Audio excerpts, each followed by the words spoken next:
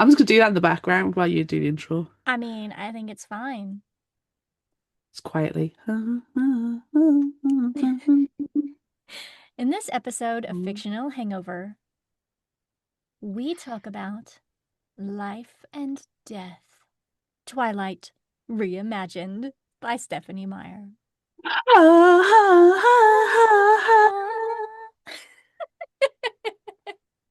Yes.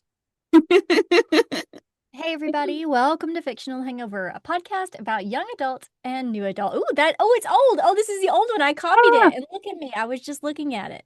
Hey oh, ew, everybody. ew. I know, because spoiler alert, everyone, I copied and pasted this summary because it's the same, It's but it's not the effectual same. use of tools and Yes, poor stuff. yes. Hey, everybody, welcome to Fictional Hangover, a podcast about books that is full of spoilers. Every week we discuss a different book in way too much juicy detail. Now, I'm Amanda. And I'm Claire. And today we're going to hoa hoa, hoa hoa a lot because we're discussing Life and Death, Twilight Reimagined by Stephenie Meyer. Ho, ho, ho, ho. Standard disclaimer. If you haven't read this book, You probably have because you've already read Twilight or right, watched the movie. enough. Yeah, it's close enough. Please remember that Fictional Hangover is all about spoilers. If you haven't read or listened and don't want to be spoiled, stop listening to us and go read or listen to the book and then come back in 28 hours. If you haven't done this but want to pretend that you have, or if you don't care about spoilers, or if you just like the show so much that you don't care about any of that, then listen up.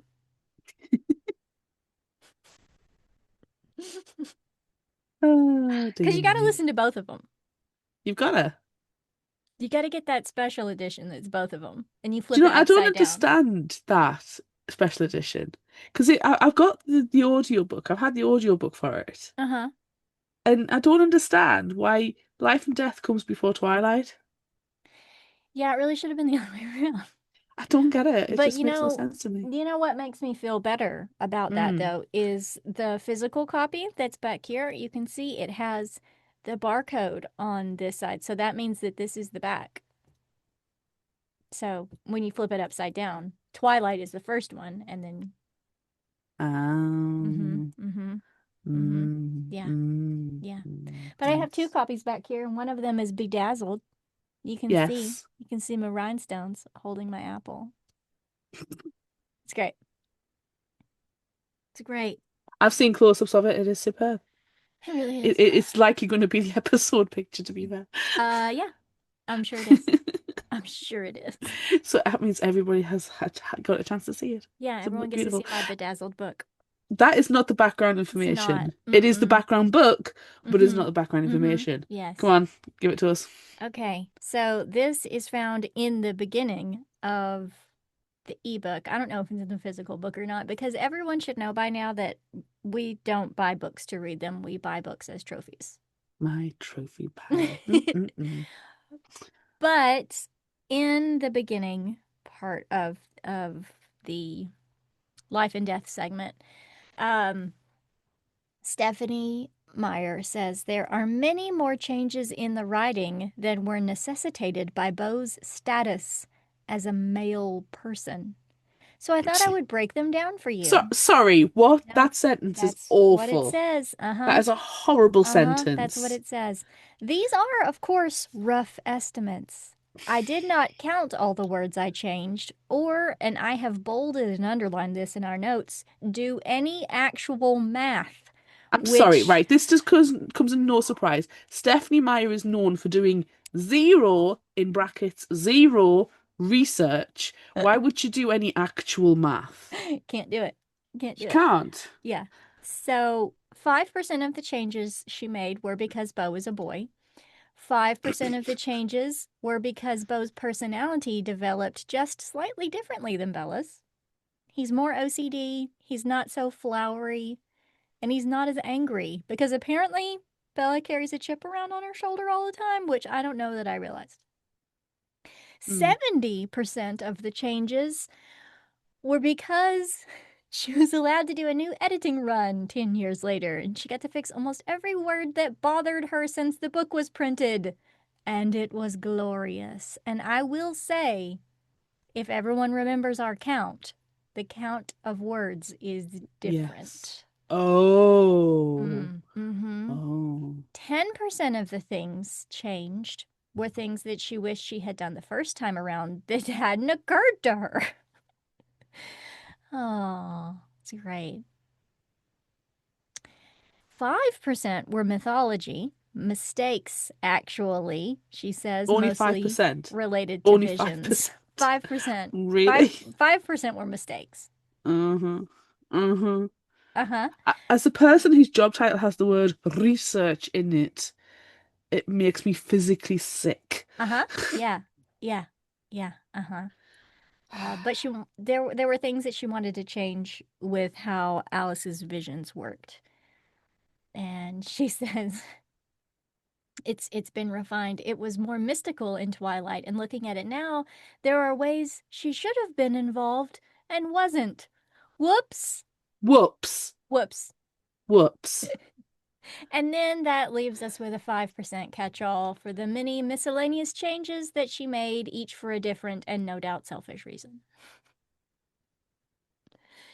The math ain't mathin'. Math is not mathing. Do you have any Well, initial thoughts, or is it just, huh?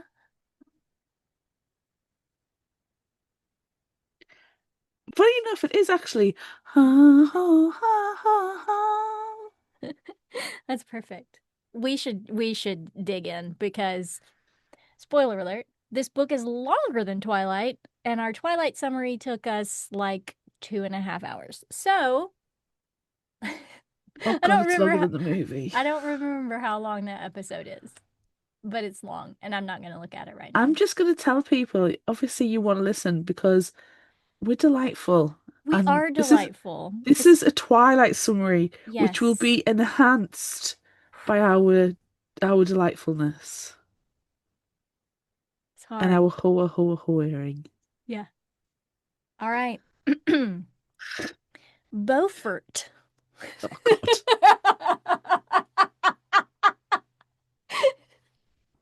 Oh God. Just no. Just freaking no. Excuse me. I've gotten one word into the summary. Please don't. Beaufort, Oh, Beau Swan, wearing his favorite Monty Python t-shirt, who moves doesn't from know who Monty Python is? I'm sorry. He moves from beautifully bright and sunny Phoenix, Arizona to live in cold, drizzly Forks, Washington with his father, smoking hot Billy Burke. I mean, Police Chief Charlie Swan. Don't worry, everyone, he didn't change. So you still get Smoking Hot Billy Burke slash Charlie every time we say his name. You. Oh, I know. The only name I will 100% stand behind and go, that's fine. Yeah, that's fine. Um, okay, so he's moving to Forks. After his mother, Renee, also still the same, gets married to baseball player Phil, Still the also same. still the same. And still really bad at baseball. Really bad at baseball. Yeah. Blue-eyed Beau hasn't spent much time in Forks for several years, but now he's here to stay.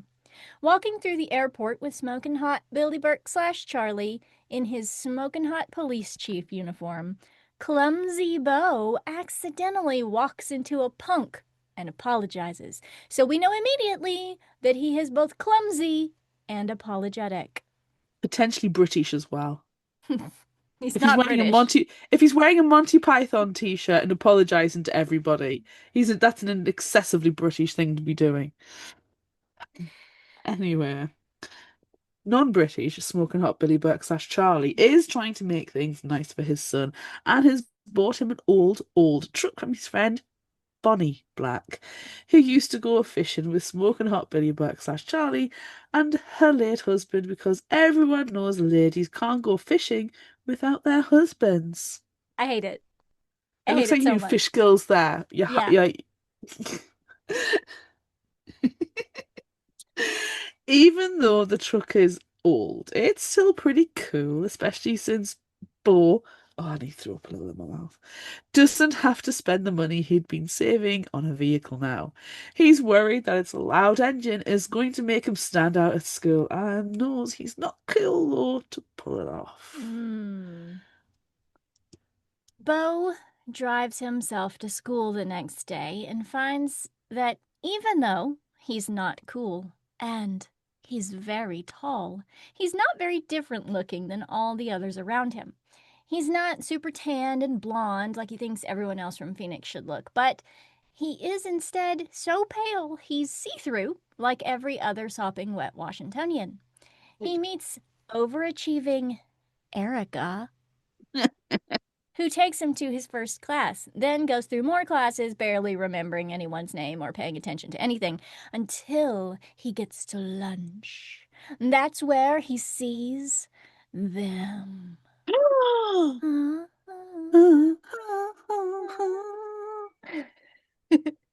They are startlingly beautiful Hales and Cullens, the foster children of Dr. Karen. Oh, it's Corrine, isn't it? It's Corinne. Corrine. Oh, God. Dr. Corinne Cullen and her stay-at-home husband, Ernest Cullen. Twins. Wait, hold on. I hate that Ernest is spelled like the word Ernest. That's not how you spell the name. I've Stop not said it. anything I like so far. Stop it. I hate it all, and I'm about to make myself vomit again It because I gets worse. cannot. It It gets gets worse. worse. Buckle in. Twins, Royal and Jessamine Hill. God, I hate this. Royal? Oh, Royal. It's a royal pain in the neck, these names, I'll tell Ugh. you. A Ugh. honey blonde and pale and gorgeous and somehow related to Ernest. Royal has a non-douchey man bun. I don't think that exists. And Jessamine has an intense stare and would be a believable female action hero. Eleanor, almost as tall and definitely more muscular than Bo, but with legs for days. Small shaved head Archie and bronzy chestnut haired, long-eyed, dimply Edith. It's Edith with Not a what? yet. Not yet. They're not Not siblings, okay? yet. They're not yet, okay? They're not siblings, but they've been adopted by Dr. and Mr. Cullen because they are distastefully can't have children of their own.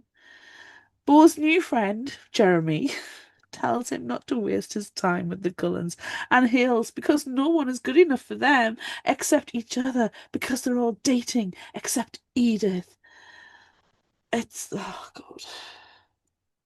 Bo goes on to his next class and finds the only empty seat is next to Edith, whose name is actually spelled Edythe, not Edith, like he originally thought, and it changes in the book.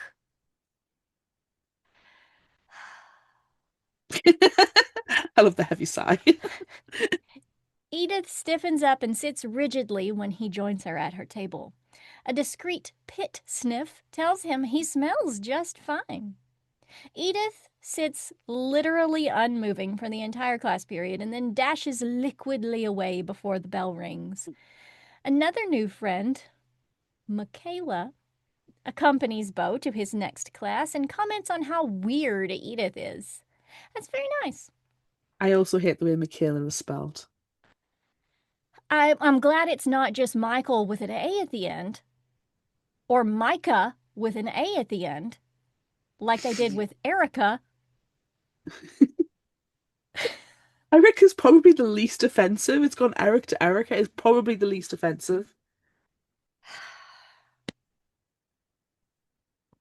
What's Anyhow. most offensive? Royal. Ah! Go on, I love this book. Keep going. After the rest of his classes, Bo goes to the school office to turn in a slip signed by all his teachers. While he's in there, he finds Edith with a Y arguing velvetly, trying to switch her class with him to any other one, but the balding, portly male secretary is unable to help. Before she leaves, someone else enters the office, making Bo's hair whoosh around. Edith angrily leaves the office. Bo thinks she's so angry that she will shoot him with a gun. This is an active choice that Stephenie Meyer has made to put in the book. But then Edith is gone. Bo goes grocery shopping after school because Smoking Hot Billy Burke/Charlie doesn't know how to cook, and he makes dinner for them after OCD-ally putting the groceries away. They have some small talk about how his first day went and about the other students.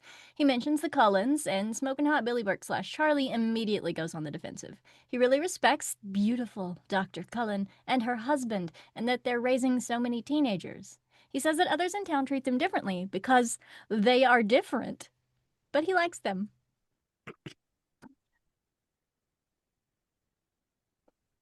The next week at school, Michaela follows Bo around like a dog and talks about an upcoming beach trip, and Edith is nowhere to be found.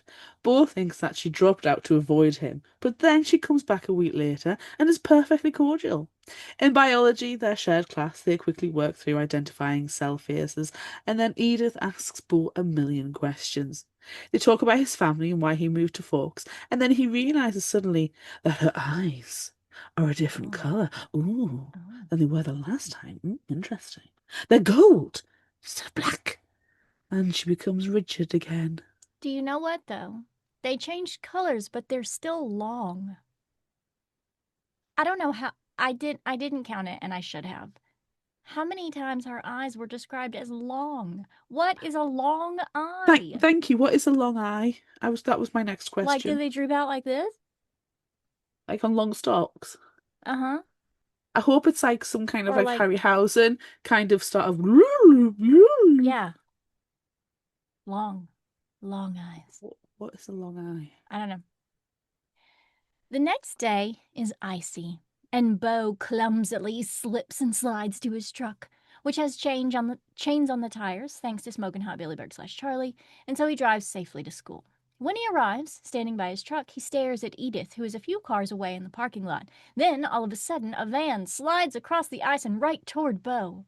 Before he knows what's happening, Edith is there, pushing him out of the way and stopping the van from hitting him with surprising force and strength, then lifts the van away from his legs.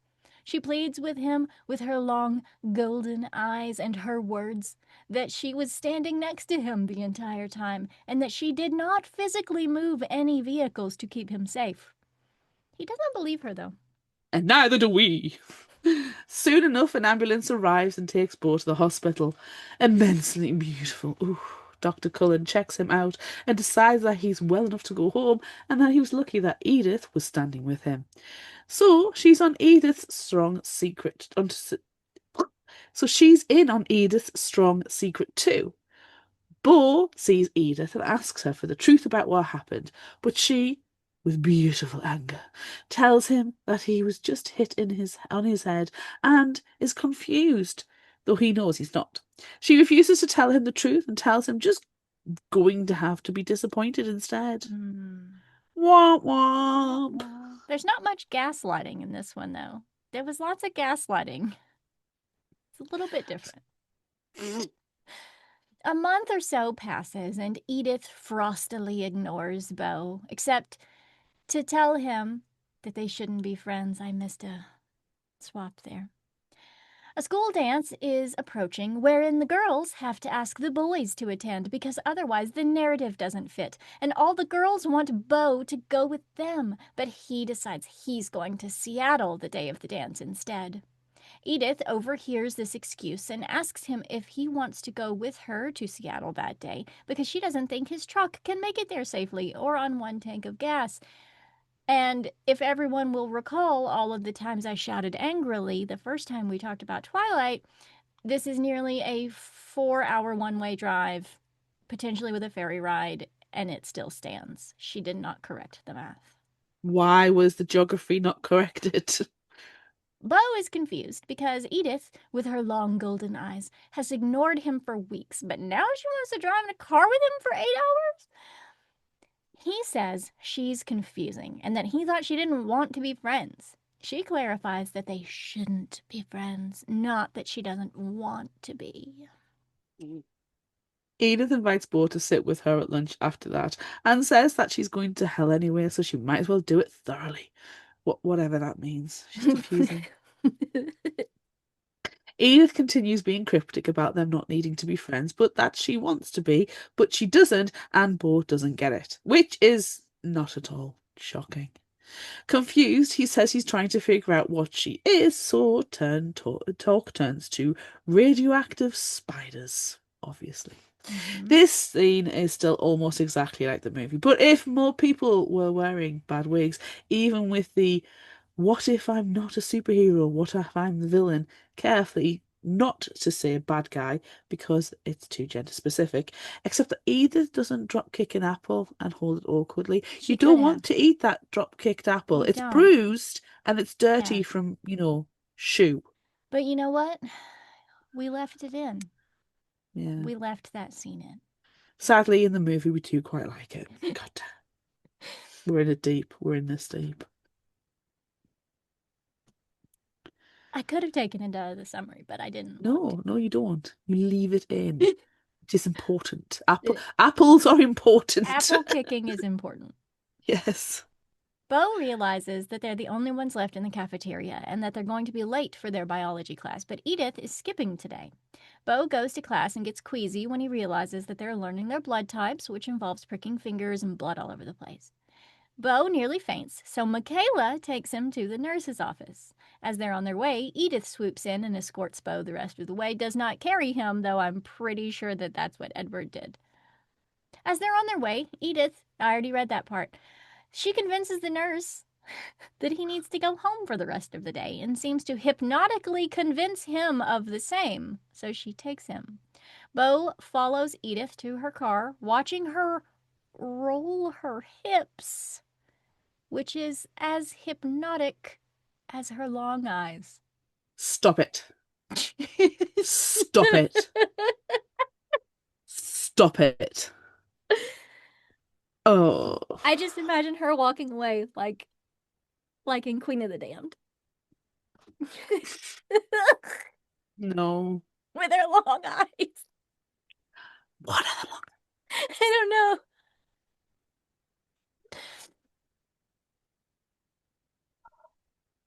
On their way to Bo's, they talk about family stuff like his mom and Phil and how she and her siblings were adopted.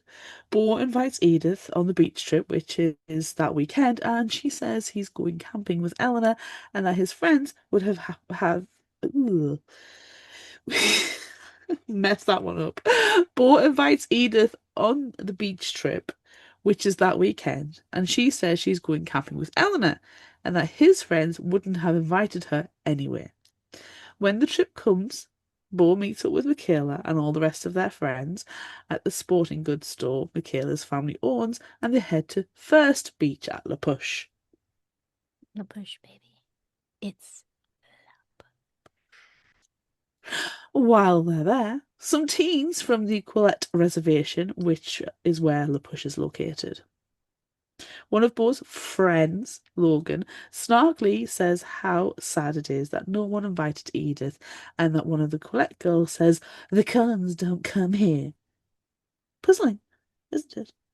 Another of the girls seemed to recognize Bo, so she comes over to chat with him and introduces herself as Julie Black.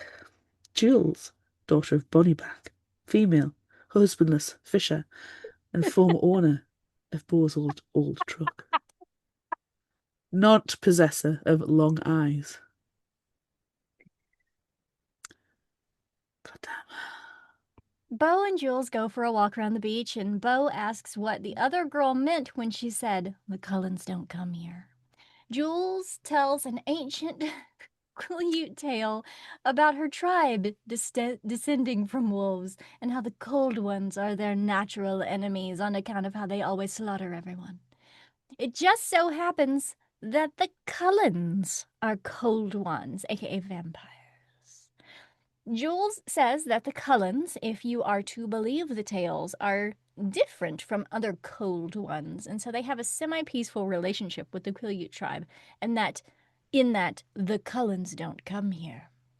She says that her great-great-grandmother who made the treaty made it with these same Cullens, supposedly, though now there are more of them, and that she's definitely broken the treaty, but Bo will take this secret to the grave. I like how everyone, spoiler alert, everyone just breaking the treaty all over the Left, place. right, and centre. All over the No place. respect for treaties. No. After Bo learns this story and the beach trip ends, he goes back home, turns on his early 2000s computer, and dials up his internet to read about vampires. This is triggering to me. Sorry. I can hear the dial up in the back of my head. Do you not Sorry. like? His search isn't very fruitful because, vampires are creepy, can't come out in the daylight, and they sleep in coffins and stuff. Plus, if you're using a 2000s computer, it's probably like using, Ask Jeeves Uh-huh. or Yahoo search. Yeah. Yeah. He Probably does more find. accurate than what you'd get these days, though. Oh, heck yeah. At least you're not going to AI giving you garbage. He does find a few details from some unique types of vampires he's never heard of, that kind, that resemble the Cullens, though, like shifting eye colour, cold skin, super strength and speed. Nothing about long eyes, though. But, No. like, No. really? Are they real? Are they really vampires? Are they?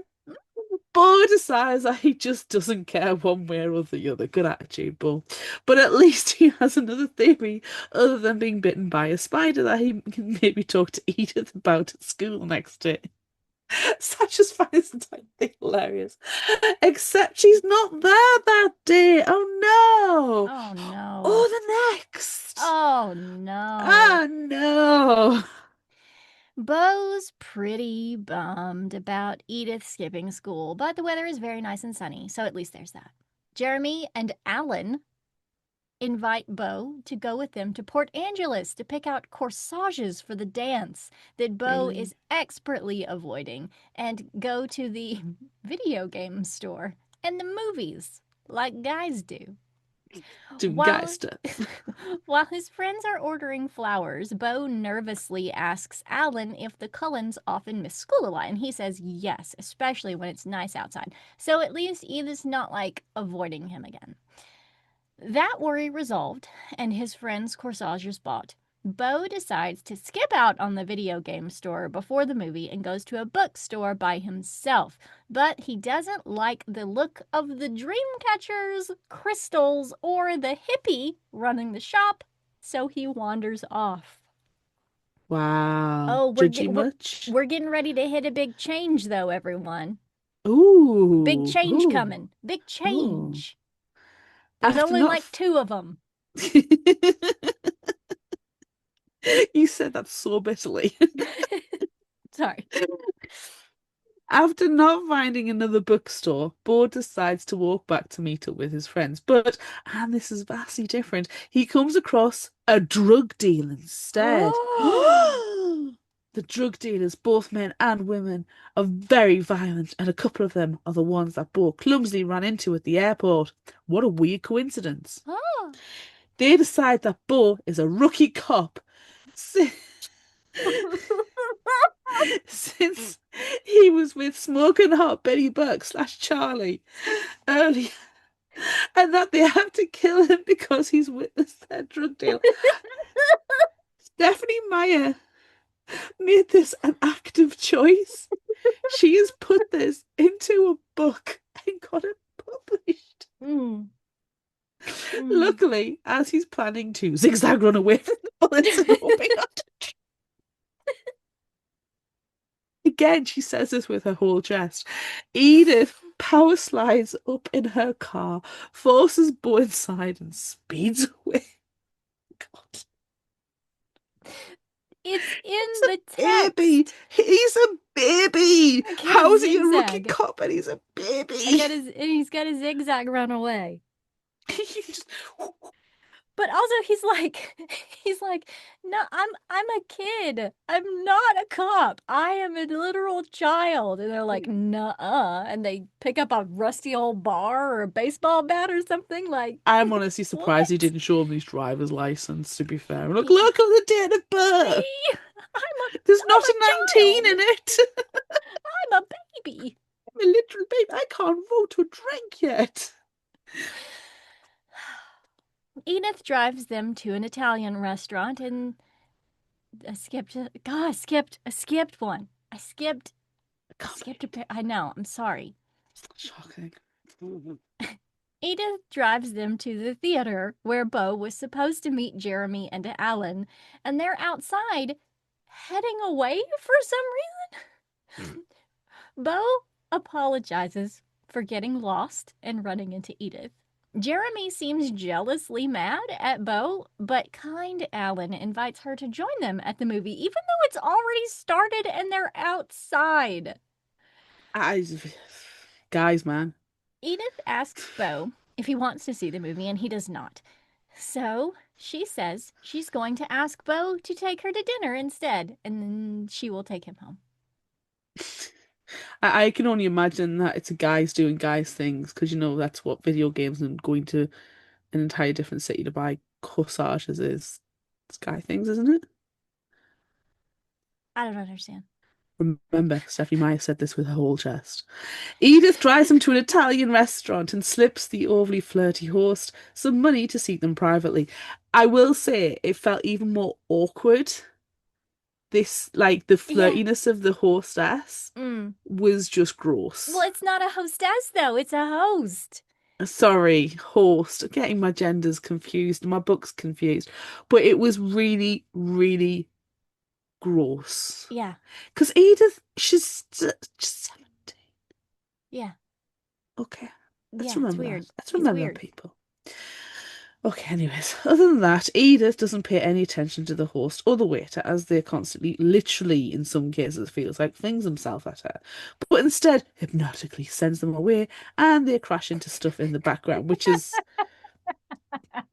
legitimately hilarious.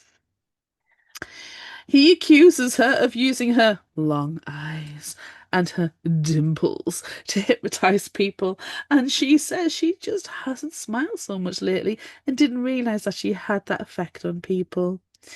Then she forces him to eat and drink, like she puts his head and eat the She pasta. does. She does. Maybe hypnotically, maybe not. Who knows? And also to wrap himself up in Archie's scarf that she was wearing because he is cold, but probably actually in shock on account of the whole near murder by gang thugs not too long ago. Wow. Bo asks how Edith knew where he was and what he was doing in Port Angeles, which is when she reveals to him that she can read minds, but not his for some reason. How did she know where he was, though? By listening to literally everyone's mind all the time to track him, and also by following his scent. That's totally fine and not at all creepy. Lovely. Talk Lovely. then changes to her almost killing him that first day in biology, which would have been bad. Bo insists that Edith has saved his life several times now, and then she says that she made him go to dinner with her so she wouldn't go track down and kill the drug dealers. Then Edith takes Bo home. On the hour drive back to Forks, which takes less than half that time because she's literally driving 100 miles an hour, Edith talks about how she can't read Bo's mind, and Bo thinks it's because he's a freak. But, like, he is super strong and ice cold, non-eating, sun-avoiding, mind reader. The math ain't mathin'. Speaking of all that, Edith finally tells Bo to tell her his new theory about what she is, a vampire, and how he came up with it. Jules and dial-up internet. He's right, of course, but Edith being a vampire, which makes her mad. Not because he found out, but because he's not like afraid of her at all. You've got to be really like upsetting. You think, I'm a predator. I'm an apex predator. I am Mm-hmm. top of the food chain. Yeah, and this wiener And bag isn't you're afraid of me at all. not scary and you are a wiener bag. Yep. Now that he knows the truth, Bo asks more questions that are all about vampire mythology, but conveniently not about what Edith eats, but she tells him anyway. Edith and her family are vegetarian vampires, which means they don't drink people blood. But, like, she really wants to drink his, but she definitely won't. They don't sleep in coffins or burn up in the sun, but something else happens that they avoid showing people. None of this matters to Bo, though, which makes Edith kind of mad again, and she tells him it's a bad idea for them to be friends because she's dangerous.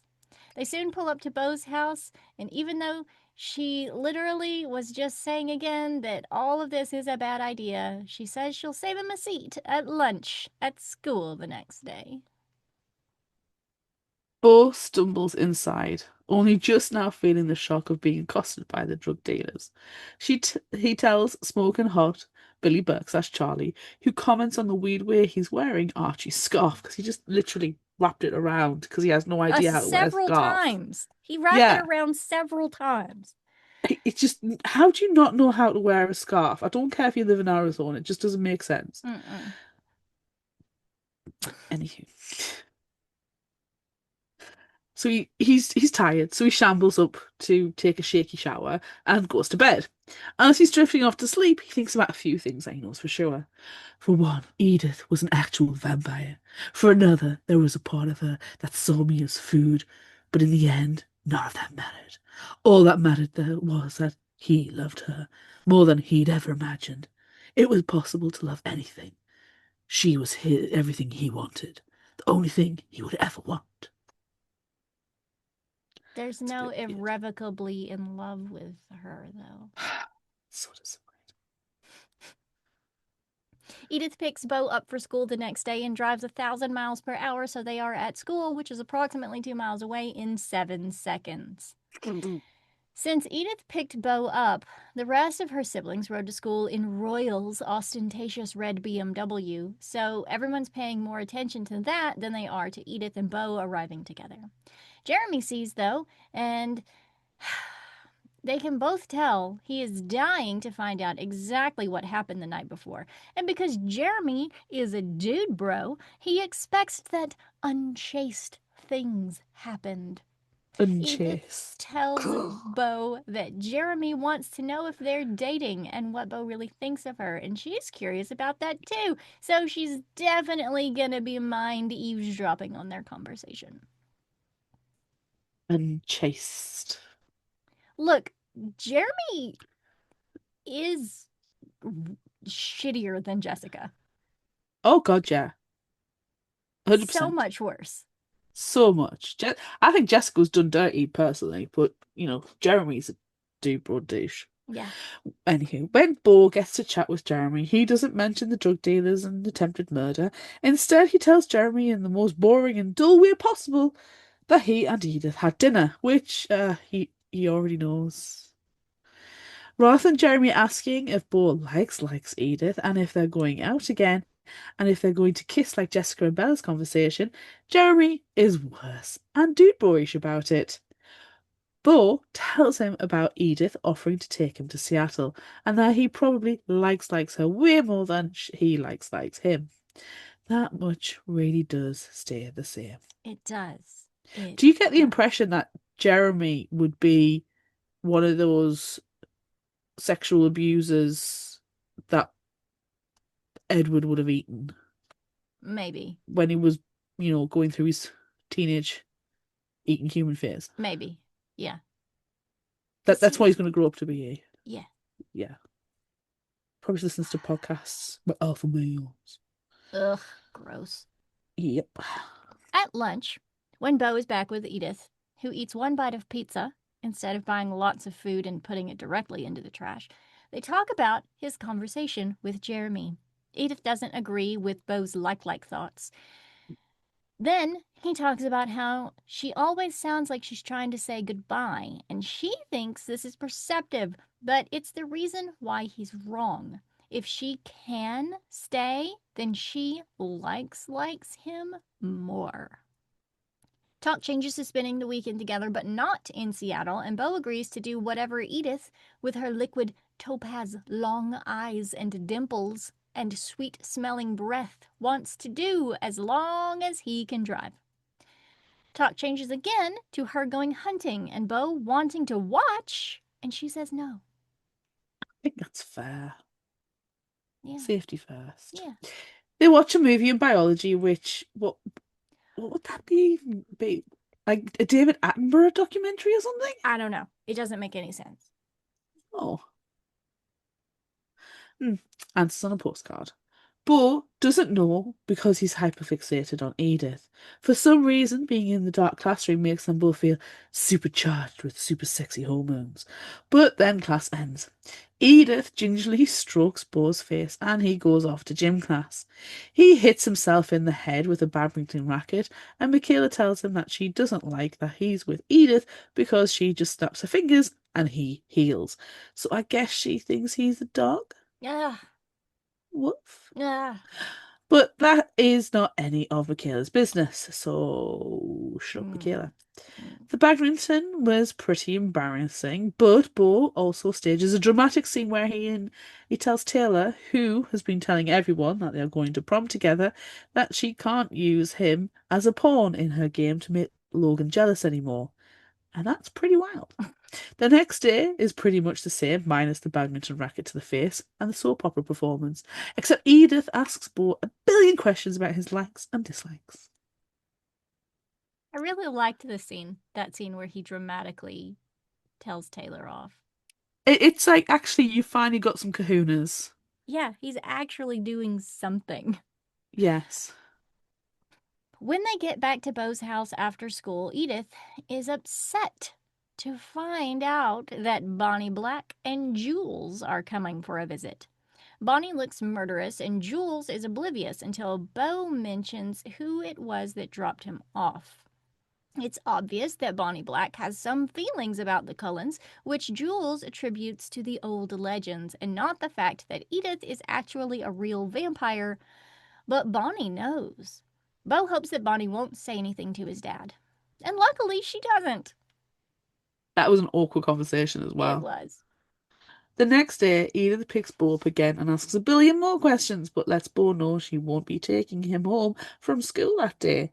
She and Archie are going hunting, so she won't want to eat him when they're together the next day. Oh, that's sweet. So they're going to break into his house and steal his keys and truck to bring it to him. But of course, they don't say any of that. School goes well enough, though Michaela is kind of a bitch about Edith, but then it's over. Bo tells Smoke and Hot Billy Burke slash Charlie that he's not going to go to Seattle the next day by himself, but he doesn't tell him what he's doing or who he's doing it with. He offers to not go fishing with his pals, but Bunny, of course, because she's not allowed to fish without her husband present. But that's just silly. Yeah, not Bonnie. Bonnie's not invited No, anymore. no. Here's another devastating change, listeners. Oh, Edith arrives early the next day, and they are accidentally dressed as twinsies in tan sweaters with white t shirts underneath, both specifically described as scoop and crew necks, not sleeveless, unbuttoned, button down shirts. devastated. Devastated. Unacceptable. They hop in Bo's truck and drive, but he doesn't know where they're headed. Edith directs him to the end of a road where they get out and hike for 5 miles.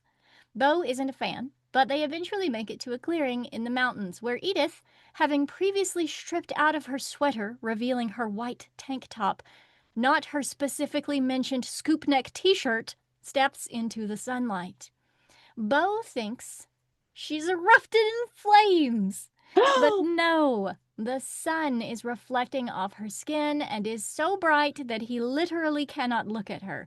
So instead, he falls to his knees in worship of her beauty, which is why vampires avoid the sun. Edith makes Bo stay away from her for a long time while she stands blaringly in the sunlight. Finally, Edith lounges sparklingly while Bo looks on. He gently strokes her arms and breathes in her breath, which makes her go bonkers. Weird. Before Bo can blink, Edith is across the clearing. Then she starts ripping up trees and throwing them and running around really fast to prove that she's powerful. Then she rushes right back, inches away from Bo's face. They talk about how terrifying she is and how Bo is afraid of losing her. She tries to explain how delicious his blood would be by comparing it to alcohol and heroin, which all 17-year-olds are intimately familiar with, especially Bo because apparently he's an undercover cop. The rookie co-op. She talked to Eleanor and Jessamine to see if they had any similar experiences, and they did, but they ended with, violent, bloody death. So that's not great. No. Edith vows to never hurt Bo. Don't make promises with your mouth that your ass can't cut a check. You cashed Edith. Don't do that. Mm-hmm. Butchered that one. Declares, yeah. You butchered that one. I'm overwhelmed. I'm overwhelmed, okay? I'm overwhelmed. She's even sparklier than Edward.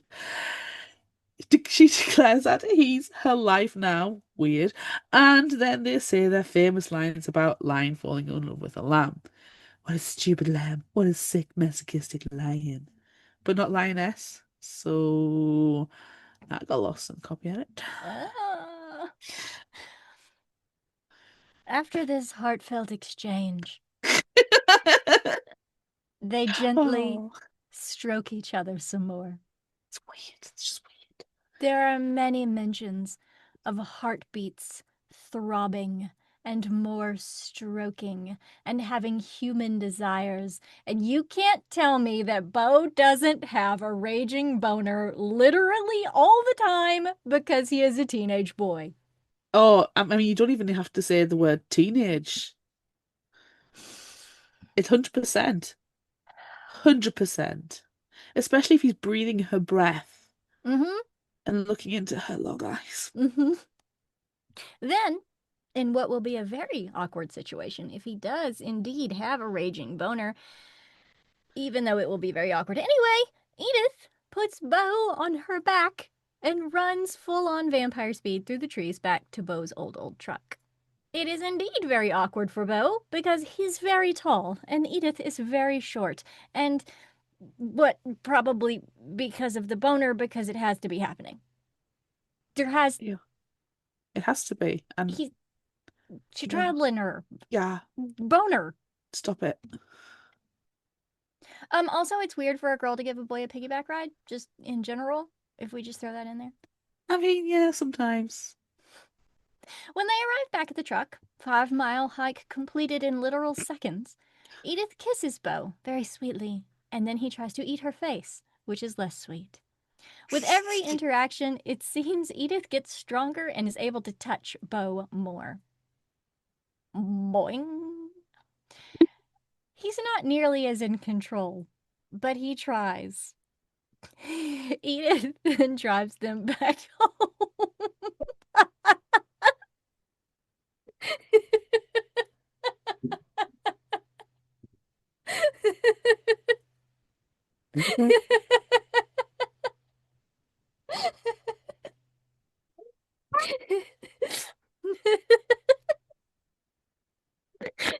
Sorry, I'm blind.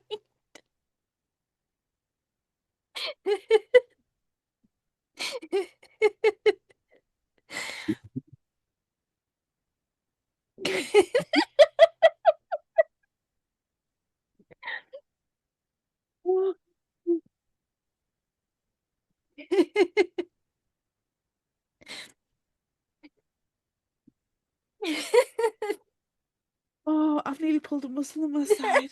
Oh.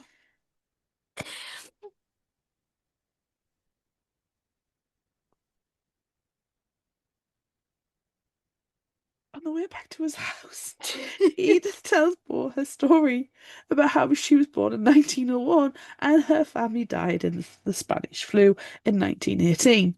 She was dying as well, but Corrine found her and turned her.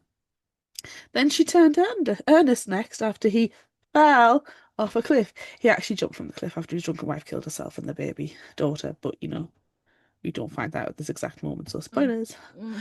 Then freaking Royal as a companion for Edith, but that didn't work out. Then he found Eleanor, then Archie, and Jessamine. And they found each other. And then they found the rest. Yay, happy family. Yay. Edith also explains that Archie can see the future, and that's how he found their family. He and Jessamine had already decided not to eat people. And then he had a vision of the Cullens also not eating people. So they got together, and now they're a great big happy family, which is pretty rare for vampires. I'm making love the Twilight books, so goddamn. When they get back to Beau's, they go inside, and Edith reveals that she's been coming to his house to watch him sleep pretty much every night, and he's just fine with that, but Because he's he assumes it's embarrassed. from the window. He's embarrassed because he talks in his sleep, and seriously, he can't not have raging boners. Boing. Boing. Soon, Smoking Hot Billy Burke / Charlie comes home, and Edith disappears just in time. Beau rushes off to bed, making his dad think he's up to something, which he definitely is because Edith is definitely in his room. He's the teenage boy. Beau asks why Edith and her family don't eat people and about her mind reading and Archie seeing the future.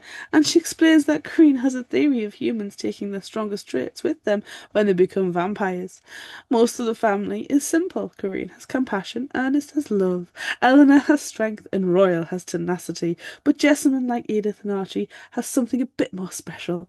She can control the mood of those around her because she was so charismatic in her human life. They talk for a long time and gently stroke each other. They're always freaking stroking each other. And sometimes kind of kiss, which leads Beau to hinting about sex, since Edith can hear his throbbing.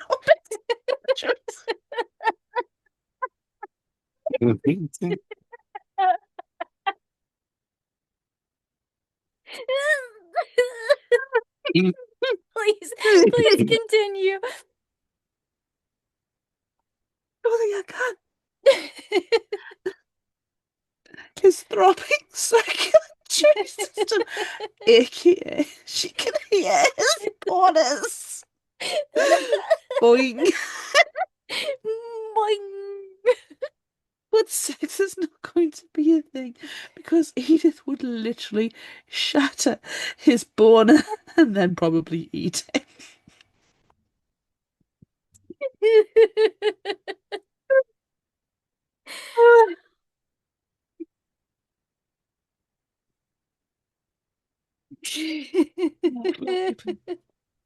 While Edward said he's a man, and that was that. That's the reason why in the other books. Mm-hmm. Edith goes on and on describing all the reasons why she likes Beau. And his arms and his hair. And then she hums him a lullaby and he finally goes to sleep because he's a literal child. He's a literal child with a raging boner. The next day, Edith takes Beau to meet her family. He's terrified, of course, but not because he thinks they're going to eat him, but instead because he thinks they won't like him. They drive out to her house, and it's open and light and beautiful and not filled with coffins at all. Nice. Corinne, Ernest, Archie, and Jessamine are perfectly lovely, but Royal and Eleanor are nowhere to be found, which means we do not have Royal smashing a salad bowl and Eleanor holding a knife in the background. Wow. Apparently, this is because Royal is upset with Beau for being a human who likes a vampire. Archie, Edith, and Corinne have a silent conversation about some wandering vampires that they might encounter in the future, and then Edith plays some piano, then shows Beau around the house. We'll stop outside Corinne's study where she has a giant cross that her father carved in the 1600s. When Corinne was a young human, her father was a vampire hunting priest, and she was turned as punishment. She could have turned to a vampire hunter. Nope, can't do it this time because she's a woman. No. Shocking. There was lots of painful stuff in this section of the book, by the way. Yay, misogyny. They go into her office where Edith tells Corinne's life story, how she was changed, how she didn't want to eat people, how she tried to kill herself but couldn't, how she became a vegetarian, how she studied medicine and became the stunningly beautiful doctor she is today. They also briefly mention her time with a group of vampires in Italy, obviously the Volturi, and they are all gender swapped too, or they are replaced with their spouses. And there's also one mention of an entirely different vampire called Melia who can steal powers, which would be really, really cool. But since the Volturi couldn't get with a vegetarian lifestyle, can we left for America?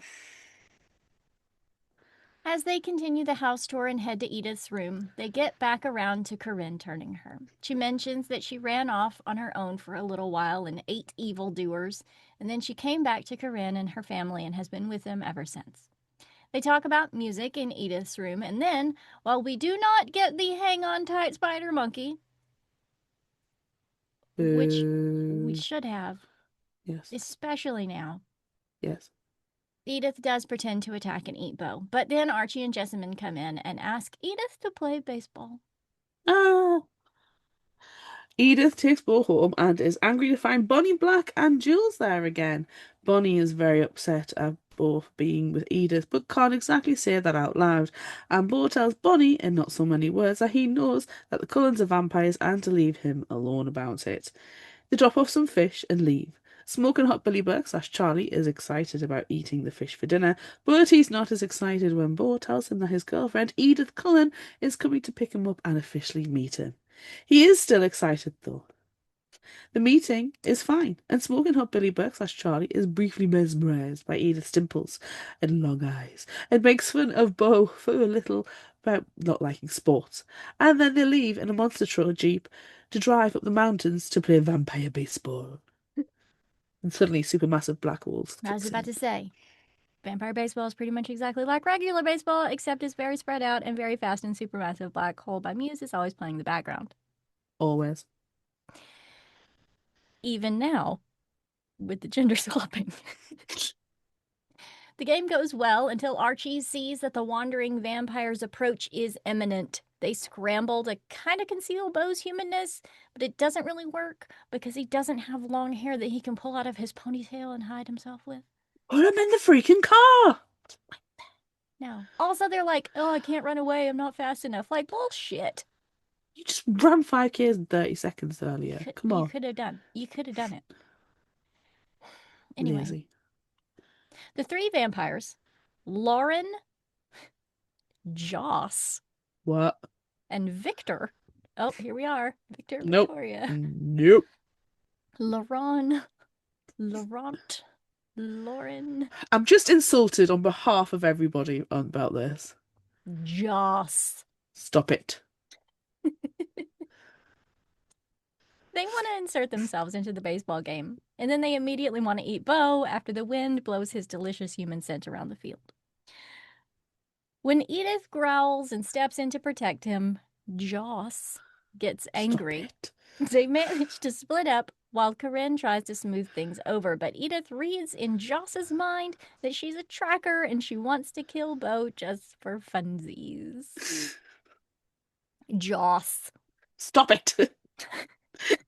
Edith, brought Eleanor, and Archie leave and try to come up with a plan to get Bo as far away as possible, so Joss can't get to him. He insists that he has to go home because that's exactly where Joss is going to track him. And when she gets there, she's going to find Smoking Hot Billy Burke slash Charlie and eat him.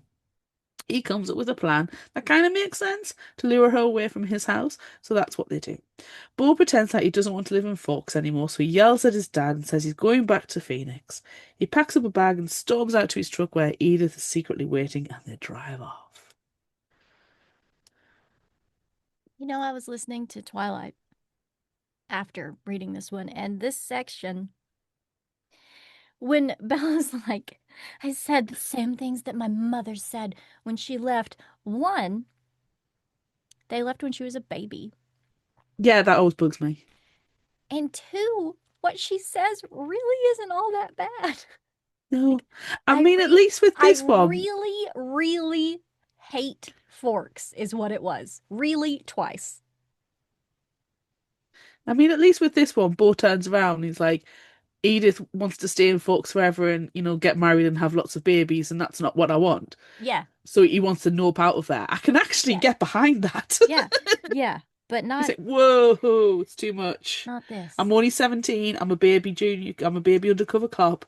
I'm not ready for this kind of commitment. No, no. But it is also an overreaction to leave the actual city. Anywho, They go immediately to the Cullens' house where Ernest switches clothes with Bo, and he and Royal take his truck to trick Joss into following them anywhere but to Phoenix. Bo leaves with Archie and Jessamine to actually go to Phoenix because they think that Joss will think that that was just a ruse. Edith, Corinne, and Eleanor will follow behind Joss and try to kill her, while Ernest and Royal will return to Forks to keep an eye on Smokin' Hot Billy Burke / Charlie. It all goes really well until it doesn't. Bo, Archie, and Jessamine drive to Phoenix and plan to stay near the airport because Edith will eventually be flying there to meet back up with them. Bo calls his mom's house to leave a message to call him as soon as possible because he knows that Smokin' Hot Billy Burke / Charlie is going to call Renee and he needs to keep her from coming back home to Phoenix. while they're in the hotel room, Archie tells Bo that they are best friends and that he's seen a lot of their life play out together because he sees the present and the infinite future at the same time. That's He so also, cool. That's an addition. And it's good. it's very Doctor Strange. I do like that bit. Yes. He already tells a little bit of his backstory, but not much because he can't really remember anything. But he does describe seeing Jessamine and waiting 28 years for her to enter his life. They also chat about the others in the family a little, and they discuss what happens during the change when one becomes a vampire. Suddenly, Archie has a vision of Joss going Stop to a saying it ballet like that. studio that Bo recognizes from his childhood because his mom worked there, but he didn't take ballet lessons because he's a boy. And he, Right, okay, I'm just going to interject right now again. That really annoyed me that it was like, oh, that's where my mum used to work. I'm sorry, but boys can do ballet boys can too. do Have ballet. you seen male ballet dancers? Boing! Wow. Wow. Stephenie Meyer's misogynistic.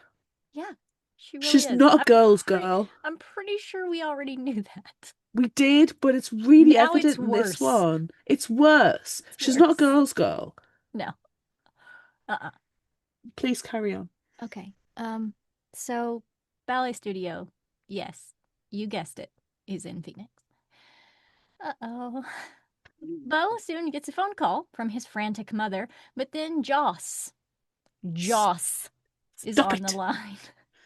While she was running around all over the place being chased by Edith, Eleanor, and Corinne, Victor went to Forks High School to check Bo's record and learned where he lived in Phoenix with his mom and told Joss. And now she's there with Renee holding her hostage. Joss directs Bo to give Archie and Jessamine the slip. He's supposed to go home and call a number on the fridge, and eventually it leads to him meeting her at, you guessed it, the ballet studio. Literally flinching every time you say that name. Don't you dare. Don't you Okay, dare. I'm not. Just, you're gonna. I know you're I gonna. get to say it again, I'm pretty sure. So, Yeah, I can see. Edith calls around this time too to tell Archie that Joss got away and that she's coming to Phoenix to get Bo and run. So they go to the airport to wait for her to arrive. This is the perfect opportunity for Bo to escape. He asks Jessamine to take him to the bathroom in the airport and sneaks out another entrance, hops on a hotel shuttle bus, catches a cab, and heads to the house, and then to the ballet studio. When he gets there, he hears his mother shouting for him, but it turns out that Joss cut out the VCR and the whole movies and has just been playing recordings of Renee's voice. She's not there at all, and in fact is probably in Jacksonville with Phil watching a baseball game. Joss Oh, must really love home movies because then she gets out a camcorder and starts filming her torture of Bo. She wants him to beg for Edith to come save him and to avenge his imminent death, which she will find to be a good time, but he doesn't play along. Joss explains that the Cullens have thwarted her once before. She once chased Archie all over the place, but then he was locked up in a mental institution in the 1920s for his visions. A vampire found him and cared for him much like Edith does for Bo, but when she realized Joss was after him, she changed him into a vampire. Joss was no longer interested in Archie after that, so she killed his maker and left him alone. If only Edith had done the same with Bo, he wouldn't be in this predicament, nor would he be in nearly as much pain when Joss promptly kicks him across the room and into a mirror and then stomps on his leg to break it. Right, listeners. This is the book club Mm, recording. So mm, it's going to be on YouTube, okay? mm. So if you're listening to the audio, what I want you to do is to go onto YouTube, type in Fictional Hangover. I want you to follow the channel as well. Yeah. And I want you to find the recording of this particular episode. And I want you to see how much emphasis Amanda is placing on the name Joss. Now, I don't mind the name Joss, but it's the way she's really, her lips are really, and just, it's the everything, okay? You need to go and look at the face. And then if you can like and make sure you subscribe to the No, channel, that's wonderful. actually, Thank you. wait. Let's back up a little Oh, bit. oh, she's backing up. I am. I am. And I'm not apologizing for the way that I say Joss. Stop it. What it is that I want to direct people actually to our Patreon, where they can Ooh. also watch this video for free because these are the ones that we share with everyone. And honestly, I might forget to put it on YouTube because I'm pretty sure I've been forgetting to do that lately. So go instead to our Patreon, where you can watch me say Joss. Stop I can't. I can't because I hate it so It's like much. a sickness. I can't. I don't even mind the name, it's the way you're doing I it. know it's so bad, and I'm not sorry. No, you're not. Right, anywho, as Bo is writhing in pain and Claire is complaining about the way that man is saying the word Joss, Joss. and Bo is about to give in to death, he sees an angel before him. But wait, that's not an angel, that's Edith with a Y, And her and long Corinne, eyes.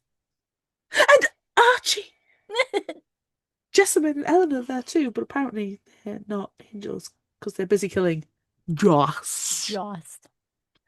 Bo is still in huge amounts of pain, but Corinne tells his broken leg, She sets his tells it. broken She leg. tells him. She tells his You've broken got a leg. broken leg, love. I She thought you sets were his she broken was leg. commanding his leg to heal. She tells his broken leg, Heal. "You better Heal. I am a stop. beautiful doctor and I command you to heal. So beautiful. You better do it." She sets his broken leg. She doesn't have that kind of power. And gives him some morphine. He screams through the blinding pain that his hand is burning. It seems that Joss has bitten Bo. Edith tries to suck the venom out, and here is where it gets really interesting. Unfortunately, Archie sees that Bo is too far gone, and if Edith were to continue, she would kill him. They let Bo choose whether he will die or complete the change. And of course, he chooses to be with Edith and her long eyes. So she bites him to speed up the agonizing process of turning into a A vampire. vampire. Ha ha ha ha. Boing. The change is horrible and full of burning, and it takes 3 days. Along the drive back to Forks and all throughout the change, Edith explains being a vampire to Bo. She self castigates a lot, but Archie keeps her on track. She tells him the rules and explains about the Volturi, giving them more story than we learned earlier, but it's essentially that. Plus, the murder of Aro, who killed his sister, who was Marcus's wife, and the vampire Melee, who took Aro's powers and gave them to his wife Sulpicia, who now rules the Volturi with Marcus and another vampire called Athenadora. Edith explains that Bo will never see his family again and that she wants him to choose his lifestyle. But Archie interjects that he knows he'll choose to be a vegetarian too. Just get on with it. Do you feel like this is a lot of I can't even speak now. Position? Exposition, yes, thank you. Mm-hmm. Whilst writhing in pain. Yeah. It's like a lot of information to give someone Well, who's not fully like understanding the situation that's going on. yeah. And there's one point where Archie's like, well, he'll probably remember this. So say it to him now. It's It's a lot. like it was very much injected for no reason. Well, how else are you going to spend your one day in the car, even though it's 3 days trip? It's three. I guess they drive slowly back because they leave him in the car the entire time he's turning, which is weird. Yeah, It's a long time to be in a car and to it be on is. fire. Oh, you'd be really achy as well. Yeah, And he's really tall, so he's probably like all squished up as well. yeah. And he's Yeah. on fire. You just, you just stroke the head. It's all right. It's all right. You just, Stroking. Just lots of stroking. lots of stroking. They're used to that. That's Boing. all they ever do. Mm-hmm. Oh God, that would be so awkward. He's turned into a vampire and he gets a boner. Raging, raging, Ah, burning raging, boner. burning, hot boner. Probably your boner should not be burning. No, you need to go to a pharmacy about that. We Anywho, can while suggest Bo is some still creams. burning and changing and apparently getting boners during the whole thing. Everyone, my mother listens to this.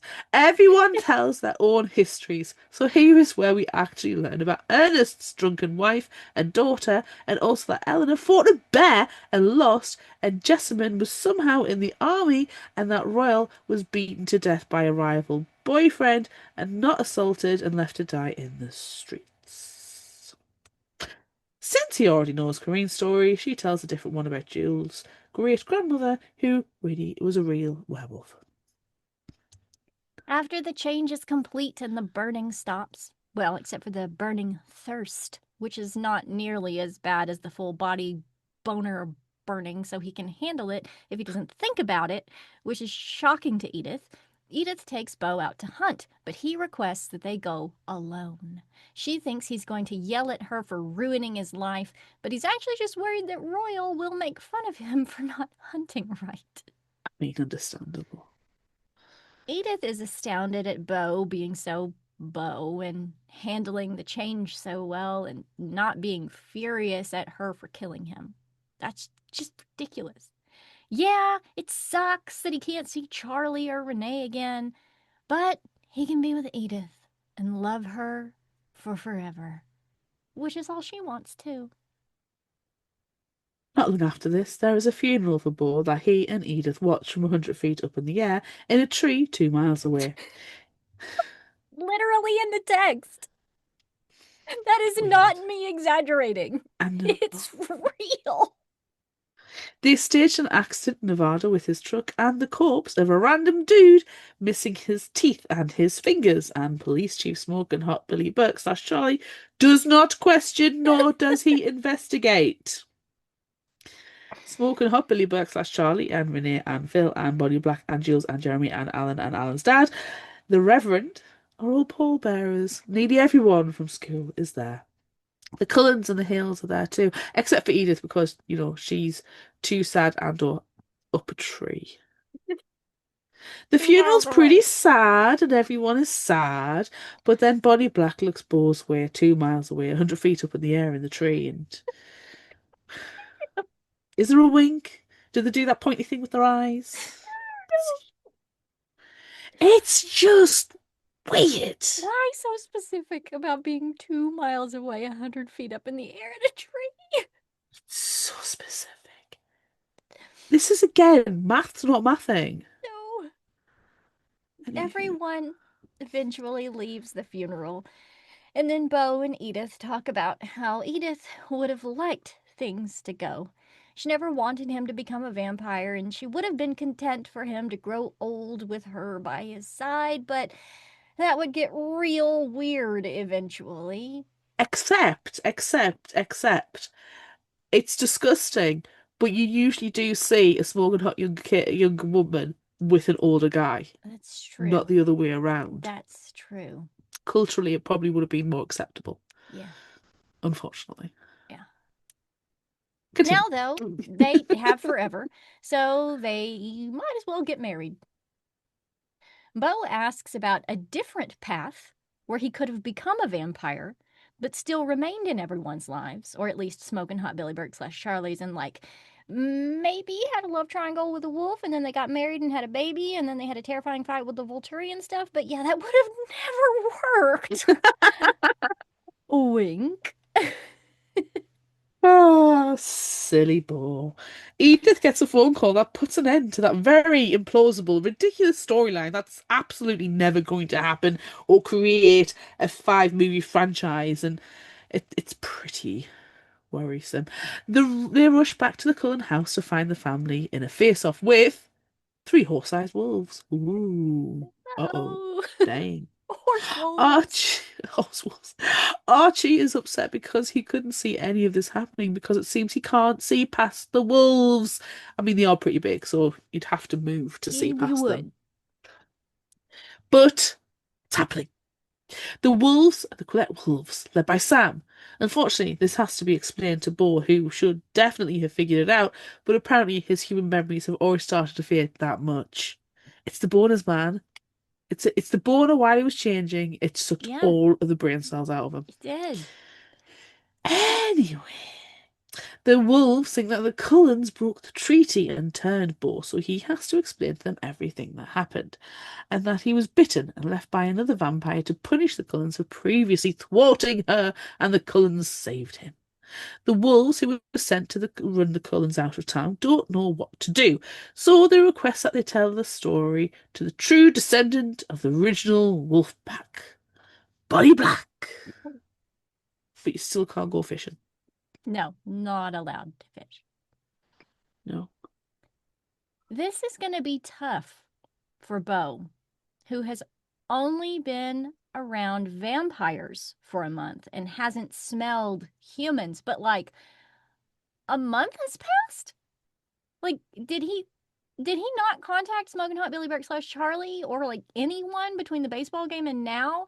And they're currently pretending that they found his truck with his burned out corpse and its missing teeth and fingers? Like, was he on a missing persons list? No. Does Yeah, you ask too much. That's so implausible. Anyway, Bo, Edith, and Corinne go to meet Bonnie, Sam, Paula, who carries Bonnie, hopefully like a baby, and another unnamed wolf. Bo tells Bonnie the story of his change, and after first not even thinking that Bo is actually Bo, she finally comes around. The wolves will allow the Cullens to graduate so they don't look like they're skipping town after murdering Bo, but they insist that they must move on after that. The vampires and the wolves agree. Before Bonnie and the wolves leave, Bo asks her to take care of Smoking Hot Billy Burke slash Charlie, which she would have done anyway. And also, if she's able to tell Jules that he's a vampire and he's fine. Bonnie agrees that she can tell Jules soon enough, which implies that she will be joining the pack too. But really? Will she?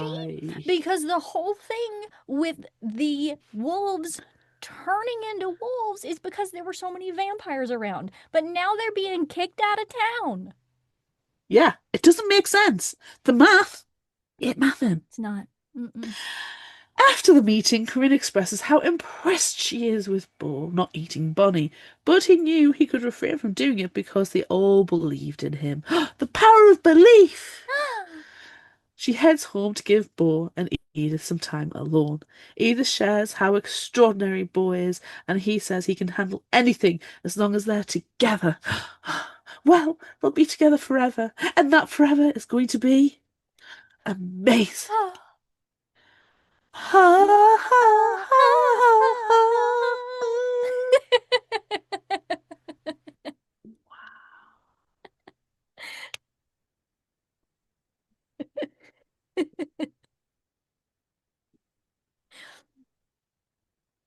I Right, I'm feel gonna go like, watch Twilight as a break. We need the yeah, break. I'm yeah, gonna go because watch it's Twilight. shorter. It's shorter. It's Watching the entire shorter. movie is shorter than the summary.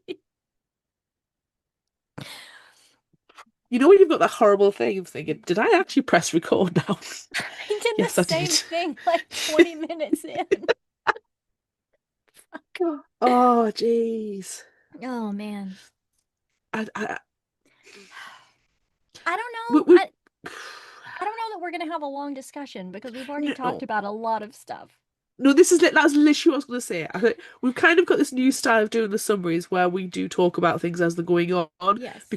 and I like that because it's pertinent to that point, and we're not Yes. having to jump back around through the Yes. story. And So then I'm like, liking that. yes, I appreciate Yeah, it. it's a nice friendly banter style. It is. It is. So I agree. Right, okay. I hate the names. I'm The just gonna say it. I the hate the names are names. really bad. I hate Um, them. there's something that I've been thinking about all day because, like I said, I'm listening to Twilight now that I have finished listening to this one, and it's mentioned. I love the fact that Twilight's a palate cleanser after that. It's it's mentioned everywhere in Twilight that Alice dances everywhere she goes. Like, oh, she danced across the room, and I can Mm. just imagine it being Archie, and he's like, he's not Just like starts thrusting as he well. just thrusts his way across the room. But he does it in such a way that it's not like, ew. No, He's like, dude, what are you doing? stop it. What are you And he's doing like, to I'm doing a me? rumba. And everyone's just fine with it. I feel like Yeah. people think Archie is less weird than they thought Alice was. Because Archie's not described as this like ethereal pixie, Yeah. which Alice is, and so you kind Just, of I think he's described as a skinhead. yeah. Yeah. I So still love him everyone's though. I probably afraid still of love him. him. Archie's like the one character, apart from Smoking Hot Billy Burke slash Charlie. Mm-hmm. Archie's my favorite. Just jumping ahead slightly. Same. I love Archie, and I really love the scene where he explains to Bo that he has seen their future together and that they're best friends. Yes, that's Because, positive male interaction. yeah, and we get that later on in the series with Alice and Bella, but we only got one book this time. So you got to Yes, shove that in. you have. There was a lot shoehorned in this. There There was. was too much shoehorned in this. There is no reason to talk about the Volturi and give all that lore background. It's not necessary to tell No, this story because no. we are not going to get the battles and Mm-mm. the tension with them. It's the same as we talked about at the end there with the wolves. There's no reason for There's, those wolves mm-mm. to have been stimulated. There's a lot of stimulation Boing! in this book. Oh my God. But there's no reason for the wolves to have come around because there's Mm-mm. literally just the Cullens. Okay, Joss, Victor, Joss. Joss, Victor, Joss. and Loren was there for like all of 5 minutes. So that hasn't caused Yeah, anything. no. I So mean, there's it might be absolutely no. why there's the nameless wolf because there's Sam and there's Paula, female Sam and Paula, and then another one. Yeah. Who is the other one? Unless that was really Julie. Jewel. It could have been.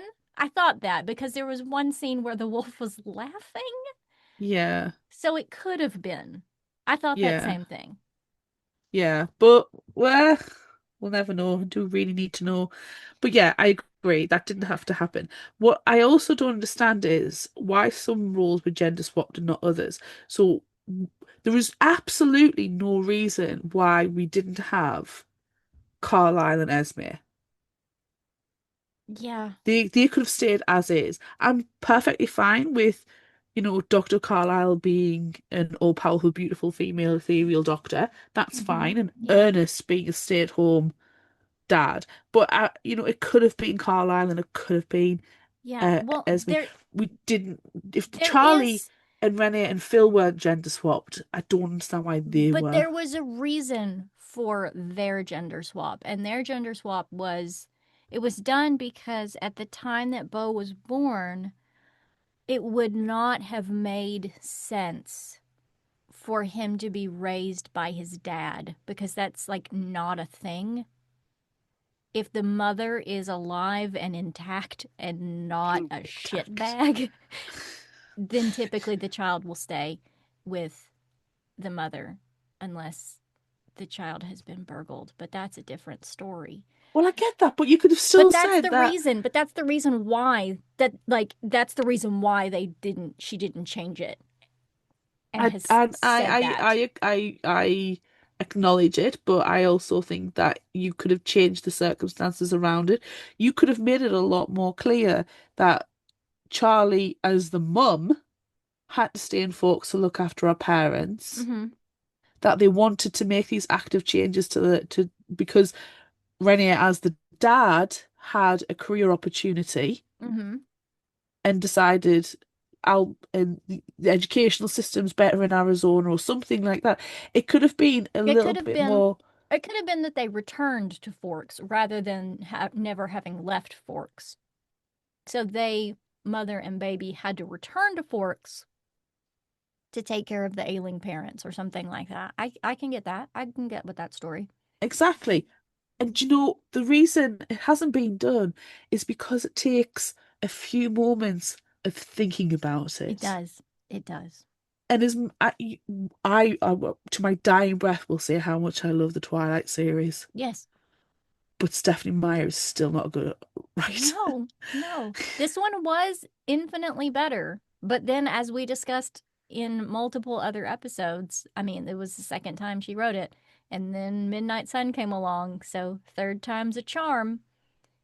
Mm, no, The writing got, I don't want to say better, but better. but there's still some very dubious choices. Yes. Yeah. Yeah. There are. And I don't care because I still love it. And I still love this Yeah. one. Oh, I still do. But you're allowed to love things, but know that and You're allowed understand that the faults. love and hate things at the same time. I genuinely think as well, if you can see the faults, so if you can love and hate it at the same time, you have a better appreciation and it's a Yeah. healthier relationship with the Yes. material. Yeah, definitely. If you can't see the faults, you need to ask some serious questions. Yeah. Yeah. But I don't think I was thinking, do I like Bella or Bo more? Is like overall I character. I found Bo infinitely less annoying than Bella. Yeah, I can get that. I think that's true. I think there was the scene when he puts is it Logan or something in the place. That was a Yes. redeeming scene. Yes. But I also feel like it was a bit Bo's a bit creepier than Bella Well, it is with the obsessive look. it's It that's it's creepy. creepy 100% no matter what. Right, either But way. I actually felt that because of the gender swap, Bo and his obsessive love with Edith was creepier because it felt like we know that if Bella and Edward break up, Bella's going to go into a deep depression. Right. She's going to It's sit in canon. a chair She's going to sit in a chair. for 3 months are going to months. go by. We're going Yeah. to circle around her. But that's the Yeah. implausible alternate universe, Right. remember? Exactly. Right? But in this universe, I felt like Bo would turn into a crazy stalker slash murderer, and all of a sudden, Fictional Hangover is a true crime podcast. I also feel that way. I could see that happening. It felt un I mean, it's an unhealthy obsession in both of them. Right. But I actually felt even more I couldn't understand why Bo fell in love with Edith so soon. Because it's not until he said, I love her, that you're like, then he gets to know her. Because of her long eyes Oh, the bloody long eyes. and Got her so many swiveling questions. hips So many questions. and her breath. I mean, in I don't Twilight, they all want to describe. smell anyone's breath. Do, do you they have a nice scent breath in Twilight as well? I They know. kiss a lot more actually in this They than do. in Twilight. I feel like Edith is so much more sexual than Edward was. Oh, completely. The in Twilight they have one very close, very tight-lipped kiss, and that's They it. no, well, no, there's more. There, Is there? yeah, there's one scene in specifically that comes to mind, and it's they're getting ready to run and play baseball, and so he's got to spider monkey her again, and she's nervous because she's afraid she's gonna throw up, and he like kisses all down her neck and kisses her eyes, The long eyes. her long. No, Bella doesn't have long eyes. Her Oh, yeah. regular human Boring eyes. brown eyes. Yeah, I think they're brown. And then Bo has blue eyes. But yeah, anyway, Edith is so much more sexual than Edward, which makes me cry out the boners. Dear Boing, God, the boners. boing. Boing. Oh, yeah. Boners all the time. All boners all All the boners time. all the time. It's especially awkward when you're busy turning into a vampire. Right? And you're crammed into the back of the car and your boner is on fire. And you're crammed into the back of the car with your girlfriend and And your you're, soon-to-be best friend slash your girlfriend's brother. yeah, It's weird. it's weird. Is It's someone else in weird. the car too? Is someone else driving at this time? Probably. Art Probably. or is Archie driving and also turning around and telling Edith to stop castigating herself and tell the story the right way? I have no Something else idea. about that bothered me because there's a whole thing in both books, I think, where Archie slash Alice can't remember their change. But then Archie's like, no, tell him what happens when he's changing. Tell him what happens. Tell him about the burning, and like, but can you actually remember that? Because I thought that you couldn't remember that. Yeah. You don't actually find out as well until Midnight Sun, the Alice James link. Is that right? Or am I... No, it's in this one, but Is it? this one was slightly different because I'm It... pretty sure that Alice doesn't know about it. But Yeah. in this one, Archie they talk about it, and he's like, "Yeah, I Yeah. watched the tape." But in the original one, the tape was destroyed, so Alice didn't get to see that storyline. But Archie now knows. I thought Alice saw it in Midnight Sun. Why do I think Well, this happened in Midnight Sun? um, maybe they talk about it afterward, but it's not mentioned in Twilight. I guess I should Do you know, say. I think I'm gonna have to listen to Twilight next, and I'm gonna have to Oh, have Midnight Sun in my I ears as know well. that's coming next for me God, that's after. so much of a commitment. It really is. I've got other fictional hangover books I need to Well, we read. could go back and watch our episodes. I mean, we could do that. Which is more painful? I don't know. Do you know what I'm actually tempted that we do now, and I can't believe I'm going to suggest I don't this. know. I'm scared. I think we need to do a special episode, bonus episode, dare I say it, where we kind of go through the illustrated guide and have a bit of a cackle over Stephenie Meyer's law. I would be okay with that. I've, I mean, I've got some other Twilight books up here on the shelf.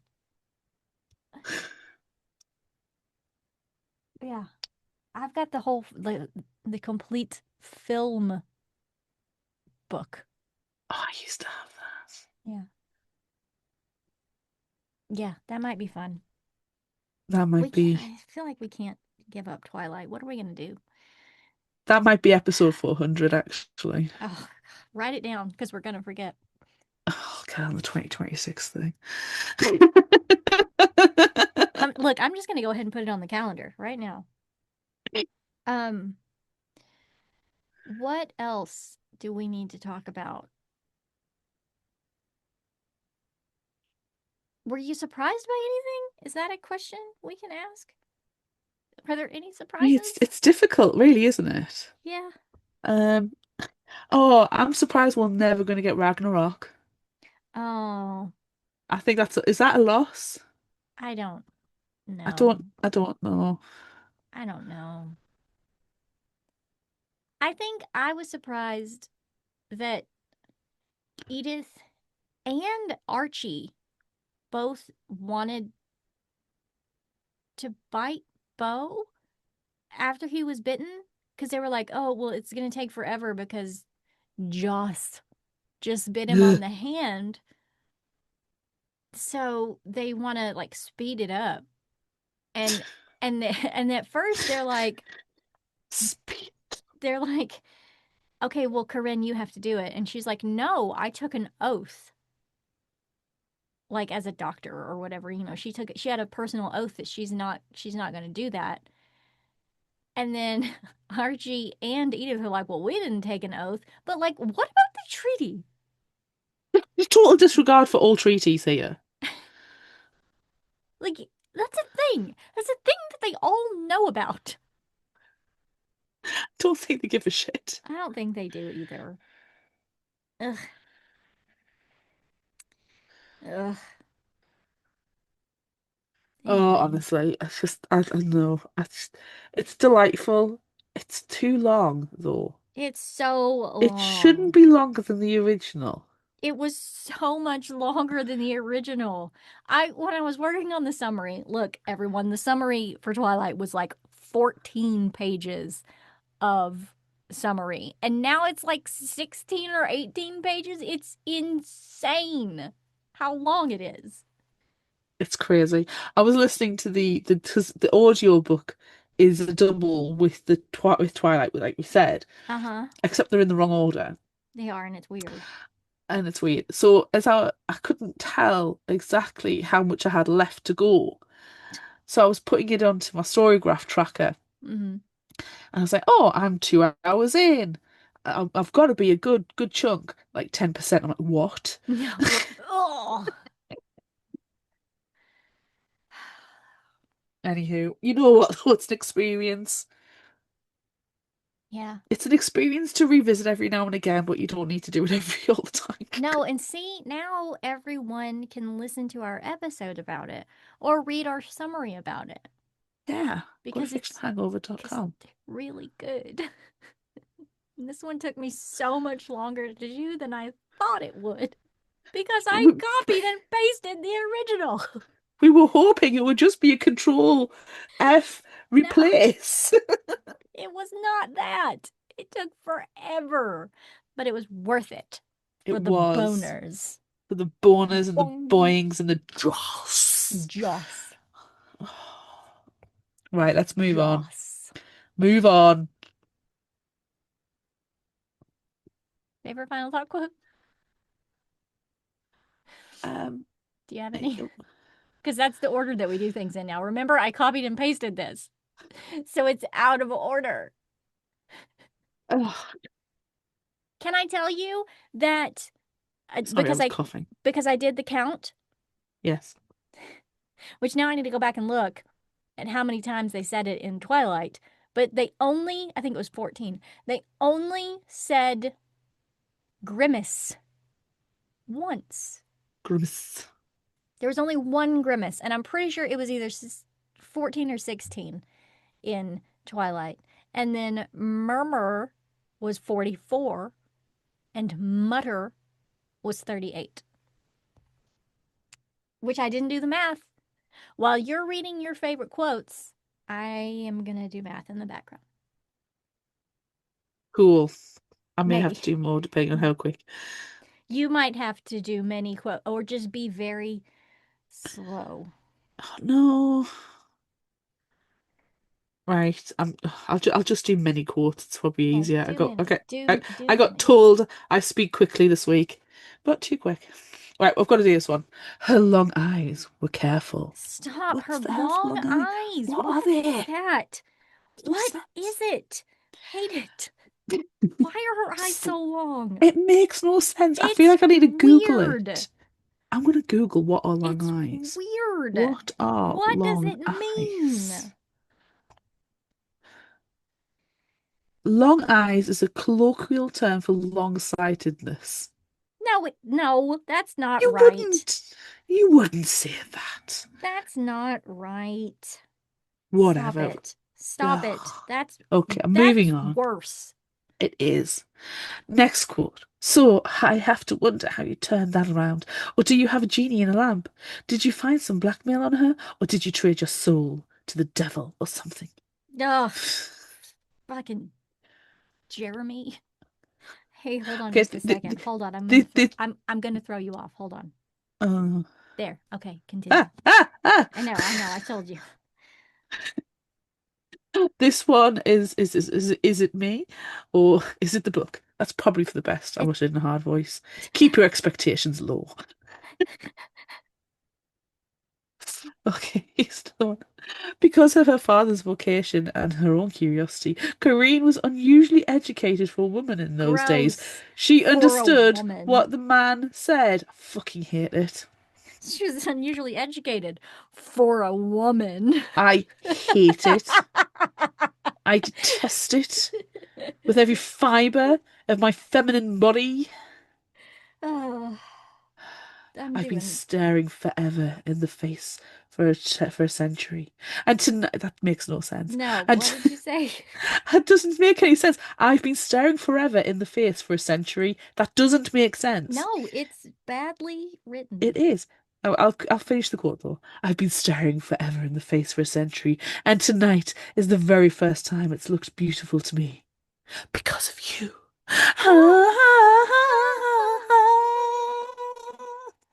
So good.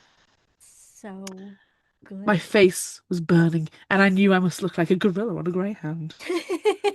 How often has a gorilla been seen on a greyhound? Oh, oh, it's You good. look, she suddenly dimpled up. Delicious. No, What is dimpling stop. up? Why is So she you're saying I should dimpling? change? She laughed and shook her head. Ha ha. Never change, Bo. Never What is change. dimpling up? Never change. This is No. do you know what? If you've got dreams of being an author, read Stephenie Meyer and know that it's an achievable goal. Look at Stephenie Meyer and do the opposite. I freaking love these books. What's wrong? Is he hurt? The voice was closer now, and it sounded strangely fierce. I squeezed my eyes shut, hoping to die, or at the very least, not to throw up. I love that one. Followed closely by, dang son! Ugh, And also, whatever, man! gross. Stop. Can I stop now? Have you Yeah, you can mathed? stop now. Yeah, you can stop now. Oh, okay. I did the math. I did I was Stephenie having my Meyer's own math. fun while you were mathing. It's really good. So the totals Totals, for give us a... Oh, do you want a drum roll? no. The total for Grimace in the entire series is 78. The total for Mutter is 308, and the total for Murmur is 326. Just ridiculous. It's too much. It's too much. But I did that for you, everyone. Thank you. Thank you very much for Just so you mathing. know. Yeah, of This is course. math that mathed. Yeah. It's nice to have math that mathed at least once in this episode. Yeah. Yeah. Would you like to give yourself some quotes as a reward? I will give you also a lot of quotes. Mint. Sometimes I wondered if I was seeing the same things through my eyes that the rest of the world was seeing through theirs.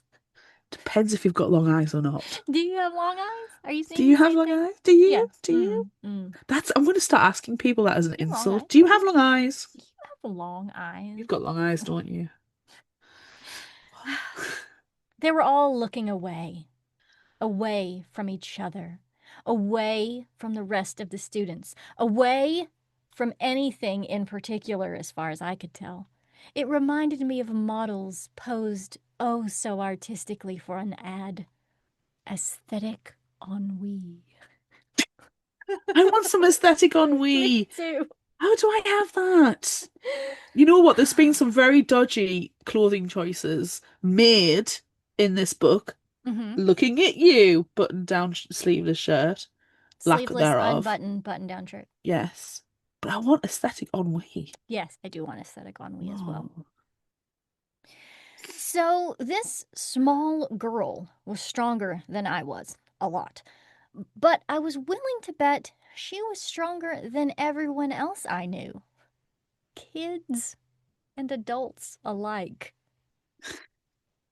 But then, she could take Schwarzenegger in his prime. Oh, we know Yes, why you picked that one. Arnold Schwarzenegger! Whoop! You know when they go, they mention the title, they mention the title. We're They like, mentioned they Arnold mentioned Schwarzenegger, they mentioned Schwarzenegger. Every single time, Schwarzenegger. even if it makes no sense to put it in the Yep, summary, we will yep, ensure that if Schwarzenegger is mentioned, it is in there. definitely. It is mentioned in the episode for sure, every time. Oh, delicious. Love it. Keep It going, keep going. warms, it warms my cold heart to see you learning so quickly.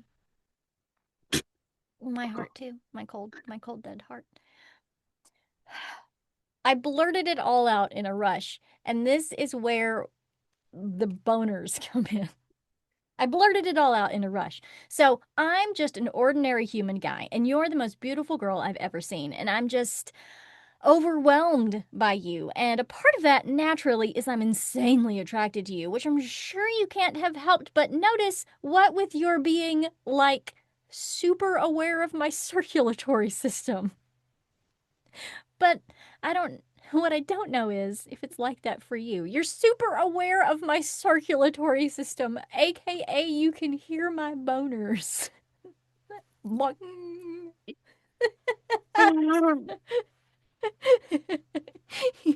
Boing. Boing. Okay, finally. And I have to mention this one because this month is Teeth Month. Yay! And there's a good teeth quote. And then her smile. This is Joss's smile, Stop it. by the way. Stop it. her, her smile got wider and wider and wider till her mouth was just a gash of teeth.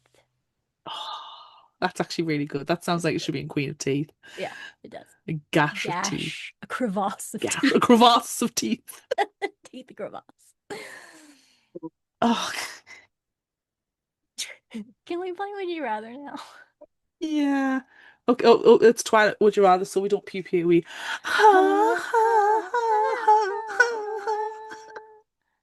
Boing.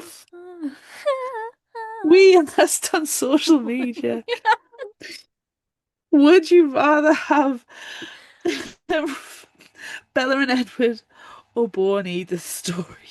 Mm, On mm. Facebook, on our page, it was 100% for Bella and Edward. In the book club, it was 60% Bella and Edward. And Instagram was 50-50.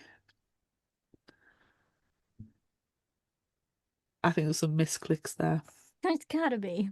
It has to be. We've got a couple of quotes.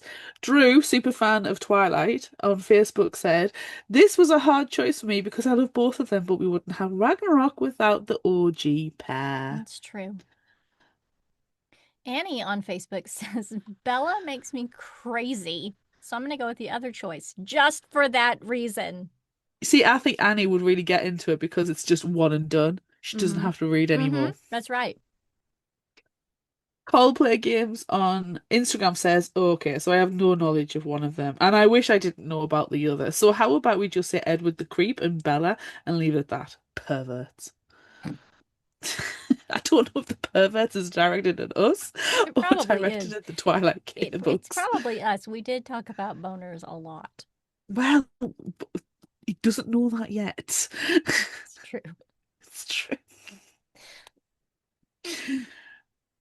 Coral Reef Book Reads on Instagram says, "Stop!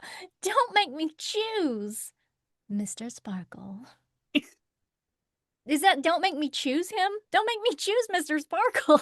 Don't make Don't me look, choose could go Edward. either way. Don't make me choose Edward. It could go either way. I love it. Glam Glam Jen on Instagram said, Edwin and Bella, I'm sticking with the classics. I would Mm. like to point out this entire episode's killed. I've got pulled muscles, a sore throat, I can't breathe.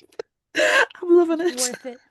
Worth it. It's like, for the giggles alone, it's worth it.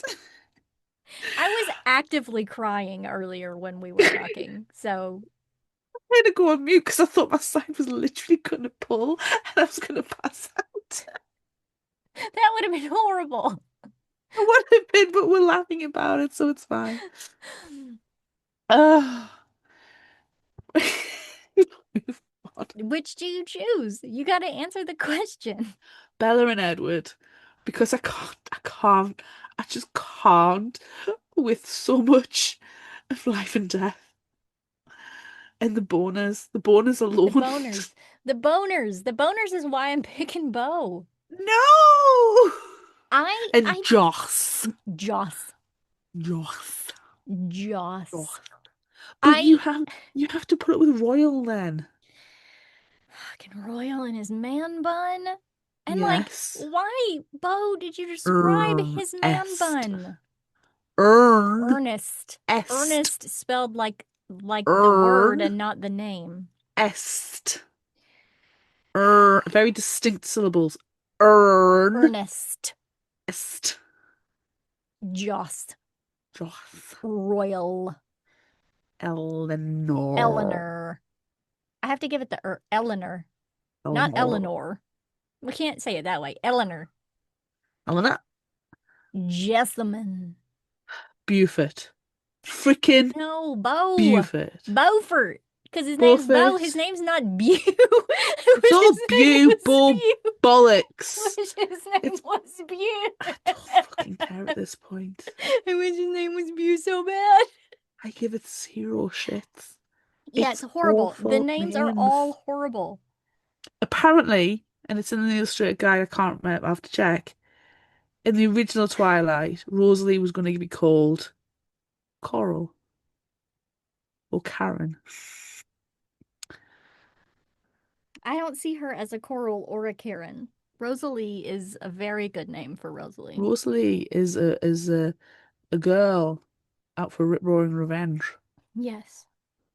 Royal Anywho, is a douchebag who got beat up by a ex-boyfriend. And I choose to read it that way, that he got beat up by his ex-boyfriend. yes. That's not what happened. But I choose Bo. I choose Bo and Edith. One, because it's always nice to like a female vampire, and like she's got brown hair. I could be Edith. I can't be Edward, but I could But you be could though. Edith. I mean, I You could. you could I do it, could. and I could. you would again, look deliciously handsome, Yeah, I could do and it. make people question things about That's themselves. that's true. I could. But I also liked that the story ended. To be fair though, if I was Bella, I'd be like, no, I would be like, just no, go away, Edward, go away, go away. And Or like, just ram your arm onto his face and go, just give us some of the venom, man. Lick his eyeball, because his eyeball's got venom all over it. yeah, yeah. But like, that's what Bella wanted. She wanted to become a vampire, and they were like, no, we're not letting you choose this. True. I think I just want the 5-movie franchise. I want to make some, if I'm going to do it, I'm going to make some money out of it. That's true. Okay. Yeah, I get it. I believe we finished the first question. We did. So now we can move on to the second question. And this Would You Rather's a little weird this time, I think, I'm afraid, because most of it is just back and forth between the two books. But who would you rather have in your Cullen family? If you could Oh, pick from anyone from the original and anyone from this one, who who would you choose? Who I would you mean, rather have? I mean,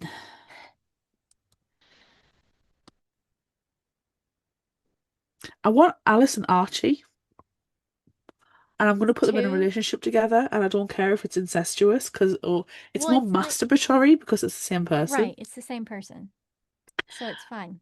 I'm going to take, okay, so No kink shaming. It's fine. no king shaming, it's fine.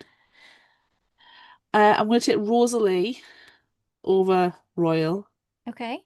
and Emmett over Eleanor. Yeah,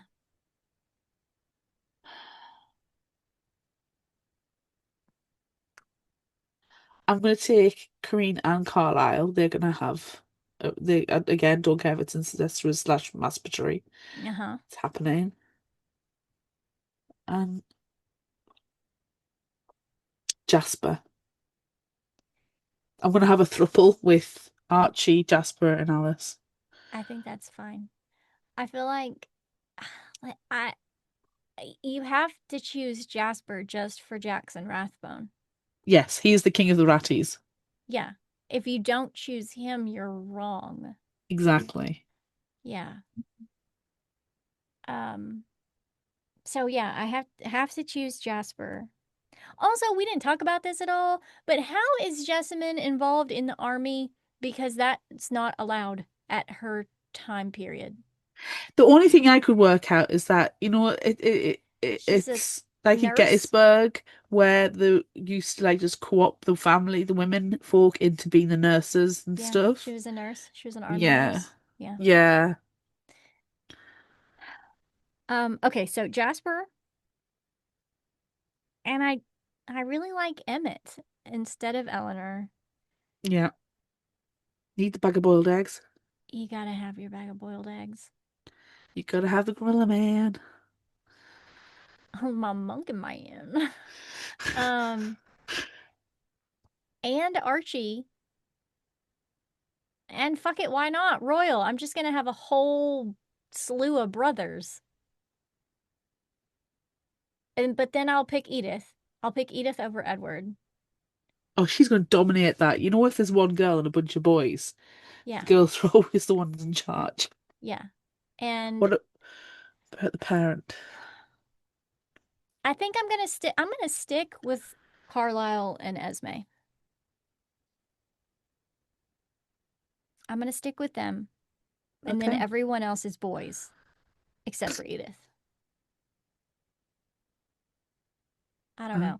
I feel like if there were boys and like the 5 movie franchise happened, Rosalie wouldn't have such a bad wig.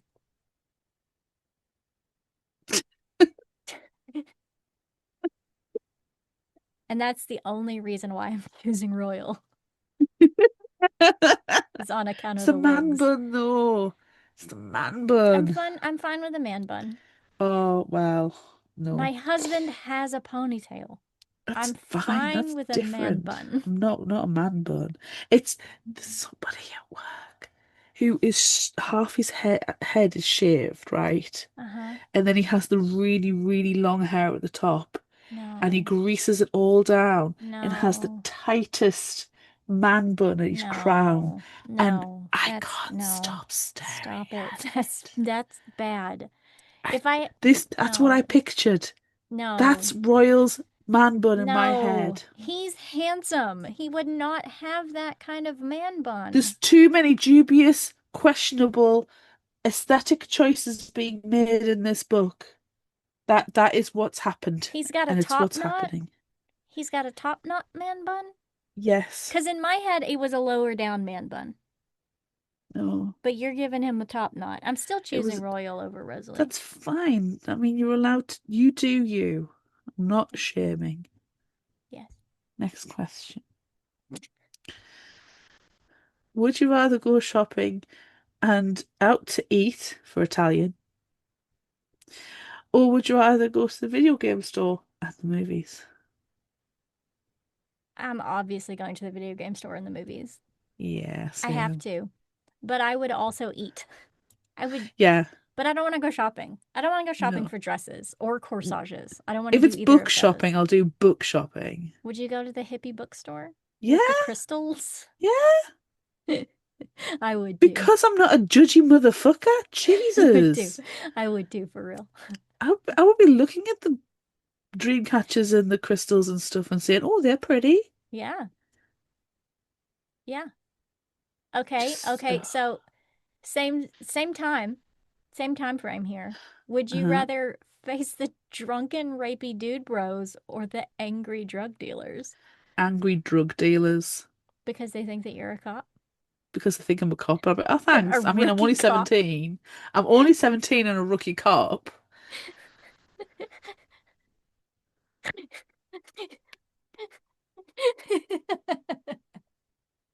Hey, thanks. Can I put you on a reference? Can I put you down as a reference? Yeah, I don't want to be surrounded by drunken, rapey dude bros. No, Mm-mm. no. The angry drug dealers seem like you never know. They might actually be high and incompetent. Yeah, and like I would almost be like, no, I'm not witnessing you dealing drugs. I'm here to buy some. Do And you like, have the weed? I've heard that the marijuana is good in this area. do you have that? I'm baking brownies. I need the secret ingredient. Yeah. But actually, if we're being realistic We're baking about cookies, I know. about we're making cookies, not brownies. No, we'd probably be buying heroin if We we're in don't the need it Pacific because Northwest. Edith slash Edward is our own brand of heroin. That's true. That's very true. But I mean, that's Hello, hello, angry drug dealers. Have you heard about my drug? It's called Vampire. oh, I would probably do that though if I was gonna get out of that situation. I'd be like, no, I look at me. I'm awkward. I'm awkward as fuck, and I just want to buy some drugs, and I don't know how. Help Teach me, me, teach help me me, how to drug dealers, teach me, drug dealers. help me. I want to get in on this. Do you But need a I don't mule? know. Help me. I'm looking to make some career changes I would because like high to school is traffic not drugs. working out. Can I get into the drug trafficking to make the money Yeah, so I can get out of the Pacific Northwest and go somewhere sunny? yeah, yeah. That's how it would all play out.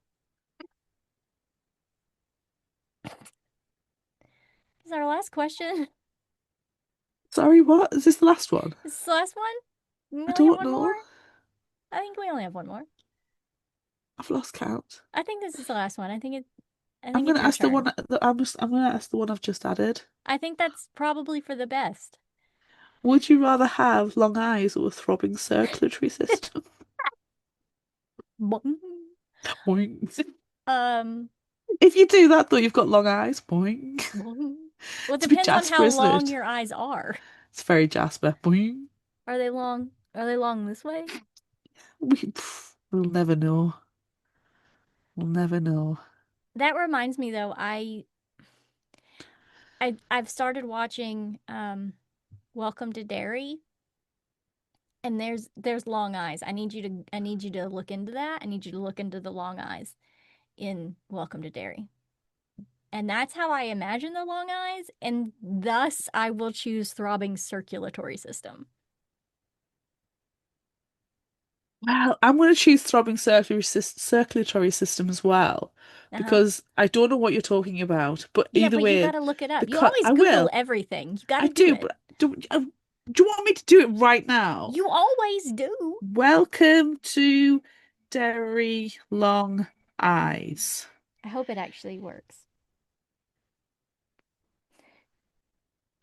Ah, that's monkey. So it worked. So you got to see the long eyes. And then, Ew. spoiler alert, she cuts him off with a saw. Ew. That's not sanitary. No. So I don't choose that. You know, I don't choose that. I don't think eye drops are going to help that situation. I don't choose that. No, I don't choose that at all. Mm-mm. Throbbing Oh, circulatory system. And you know what? I kind of already have that. I mean, that's why I have migraines.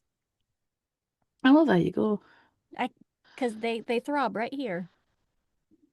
Right in the And it's brain. not a throbbing boner. It's not. And, at the end of the day, if you're having a throbbing circulatory system, if you hear anything that's untoward, at least you've got, your own medical checker. Like, Yeah. oh, let's best get you to the hospital. Yeah. And I'm a So girl. it's So it's like I don't have anything that rises to attention to give it yeah. away. Yeah. So it's fine. So obviously we have throbbing circulatory Yeah. system. I'm not having those long eyes. That's gross. Mm-mm. No, and that's just what I think of now. Either Now that it's or in my like head. violently racist, like, No, no, no, no. See, I was thinking like, Harryhausen, the stop motion kind of uh-huh, thing. uh-huh. And you see the skeleton. I can't remember what it's off where the skeleton opens his mouth and goes, and its eyes stick out. I can't Yeah, remember what that is, but yeah. it's like that kind of eye. Harryhausen's kind of eyes come out on long stalks. Oh, yeah, That was what was in my head. yeah. But now, thanks, I've got that Welcome to Derry monstrosity. Also, because because you said long socks earlier, it makes me think of the Buffy, the Buffy book and the eyeballs on stalks. Ah, When Girl yeah. in All the World, we just read that, and I also think of Yeah. that. Yeah. Yeah. Again, that was the Harryhausen thing. Okay, I'm not Yeah, agreeing with that. yeah. Yeah, cool, cool, cool. Should we move on? Yeah, I think we should. I think we should move on. Well, and we don't have much left. It's fine. No, We're it's we're fine. wrap It's all wrapping it good. up. It's all good. Yeah. All right. If you liked this, try this. What do you I'm got? going to suggest it's not a fiction book. It's Why We Love and Hate Twilight It's by amazing. Sarah Elizabeth Gallagher. I need to And get if it. you follow her videos, they're very funny, especially when she clinks the crockery together when Bella and Edward are having the sex. Like when I was clicking the rocks. Yep, yep. I So still I'm have just them here, by the way. I believe that you do. So I'm going to give you the blurb. Everything you ever wanted to know about Twilight and more. In the early 2000s, Stephenie Meyer's world of sparkling vampires and supernatural love was the literary and cinematic phenomenon that captivated and divided a generation. But what is it about the saga that continues to inspire both passionate fanaticism and scathing critique almost 2 decades after its release? In this book, Twilight superfan Sarah Elizabeth Gallagher unpacks the obsession with the series that forever redefined young adult literature and pop culture. Why We Love and Hate Twilight examines the global sensation through a fresh, thought-provoking lens, exploring why it continues to ignite adoration and annoyance alike. Whether it's fascinated by Bella Swan's journey, mesmerised by Edward Cullen's allure, or just curious about the frenzy that surrounded every box office release, Sarah Elizabeth Gallagher dives deep, offering insights for every kind of reader. It's very funny. I Go need for to it. get that. I don't have that. Oh, go I for need to it. I need to get it. What are you recommending? I am gonna recommend something that I went on a search for. I went looking for books that have a normal human dude Mm, and a powerful female supernatural person. nice. And I found Succubus Blues by Rochelle Mead. I think I have read that. Well, here's the description. When it comes to jobs in hell, being a succubus seems pretty glamorous. A girl can be anything she wants. The wardrobe is killer, and mortal men will do Anything just for a touch. Granted, they often pay with their souls, but why get technical? But Seattle succubus Georgina Kincaid's life is far less exotic. At least there's her day job at a local bookstore. Hey, yay! Free books, all the white chocolate mochas she can drink, and easy access to best selling sexy writer Seth Mortensen, aka he whom she would give anything to touch but can't. But dreaming about Seth will have to wait. Something wicked is at work in Seattle's demon underground, and for once, all of her hot charms and drop dead one liners won't help because Georgina's about to discover there are some creatures out there that both heaven and hell want to deny. I'm looking at the cover and I'm sure I've read it. Yeah? It's a But crying a blood tear vampire? yeah, Yeah. it's I an think. Is it's that an what it is? oldie. Is that what? Oh, Yeah. it's a different covers No, that's looking. different. No, that's different. I said something else. That was the Yeah, wrong it's description. 2007, so I would have been It's, eating this up. yeah, yeah. Yeah, I think I've read it. I can't remember though. It's a long time ago. I've Well, slept several I mean, times it's since then, Rochelle Mead, so including we'd today. probably like it. I do enjoy Rochelle Mead. Yeah. Yeah, cool. Yeah. Anywho, is there can't be any indie spotlight that's even tenuous to this. I can only There, imagine you've gone somewhere offbeat with it. you know what? I have not. Oh, No, no. Oh, no. color me surprised. I Boing. know. I know. Boing. Um, the new and indie spotlight that I'm sharing this time, we shared the first one in some other Twilight episode. Hell, it might have been the Twilight episode. Um, I am sharing the second Vamps book by No, we've Nicole covered the first Arend. one as well. Uh-huh. Yeah. Oh So wow. Oh wow. Vamps Dark Horizon, No. depending on where you look, on which copy on Goodreads, it's either just come out or it's being published in July of 2026. And that's the copy What? that I have purchased for my library. So I don't know if it was published somewhere else first and then picked up What? again. I don't know. What? But anyway, Vamps Dark Horizon. Here's the summary. In a world where vampire loyalties run deep, a young vampire's bloodline makes him a target, and his heart the greatest prize. Outed as the son of an influential vampire, spoiler alert, Dylan's no longer the only one in danger. As rebels plan the downfall of his powerful mother, threatening the stability of the vampire world, everything that Vamps stands for faces jeopardy. With the Academy's second year students returning, tensions escalate and vampire loyalties are tested. Sent into the perilous Carpathian Mountains to train with the Vampire Secret Service, Dylan is forced to trust his classmates if he's to survive with his blood intact. Only when he is confronted with tragedy does Dylan learn that he must embrace both sides of his nature, the darkness and light, or risk losing everything precious to him. It's available to buy.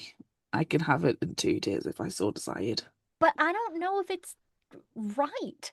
It is. It's exactly that. I've just literally followed the synopsis you've read. It's the same Okay. one. That's in mine. Okay. Mine's showing in. I mean, it could just be different publishers. That's the thing. But showing it was published in October October, 2025. yes, like October 5th or something. So it's either already come out or it's coming out, It might be or changing covers or something. small publishing house and then a larger Simon and release. Schuster. I don't know. I don't know What's what's going going on? on. I don't know what's going on with it. But It could be just a cover re-release or like a double thing. I don't know. I don't But yeah, know. it is. If you're in the UK, you can get it.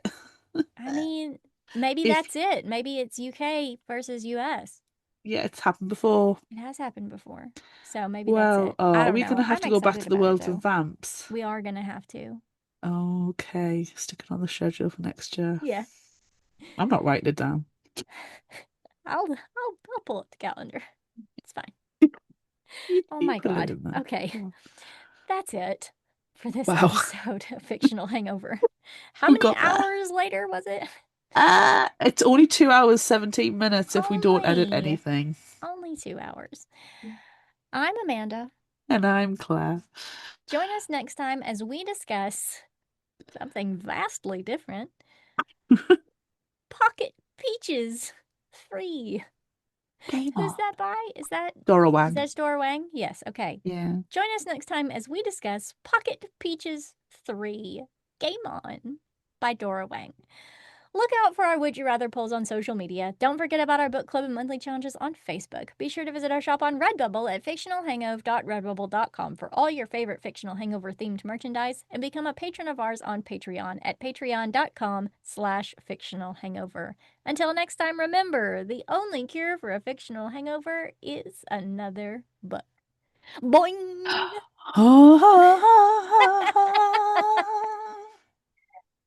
Ah.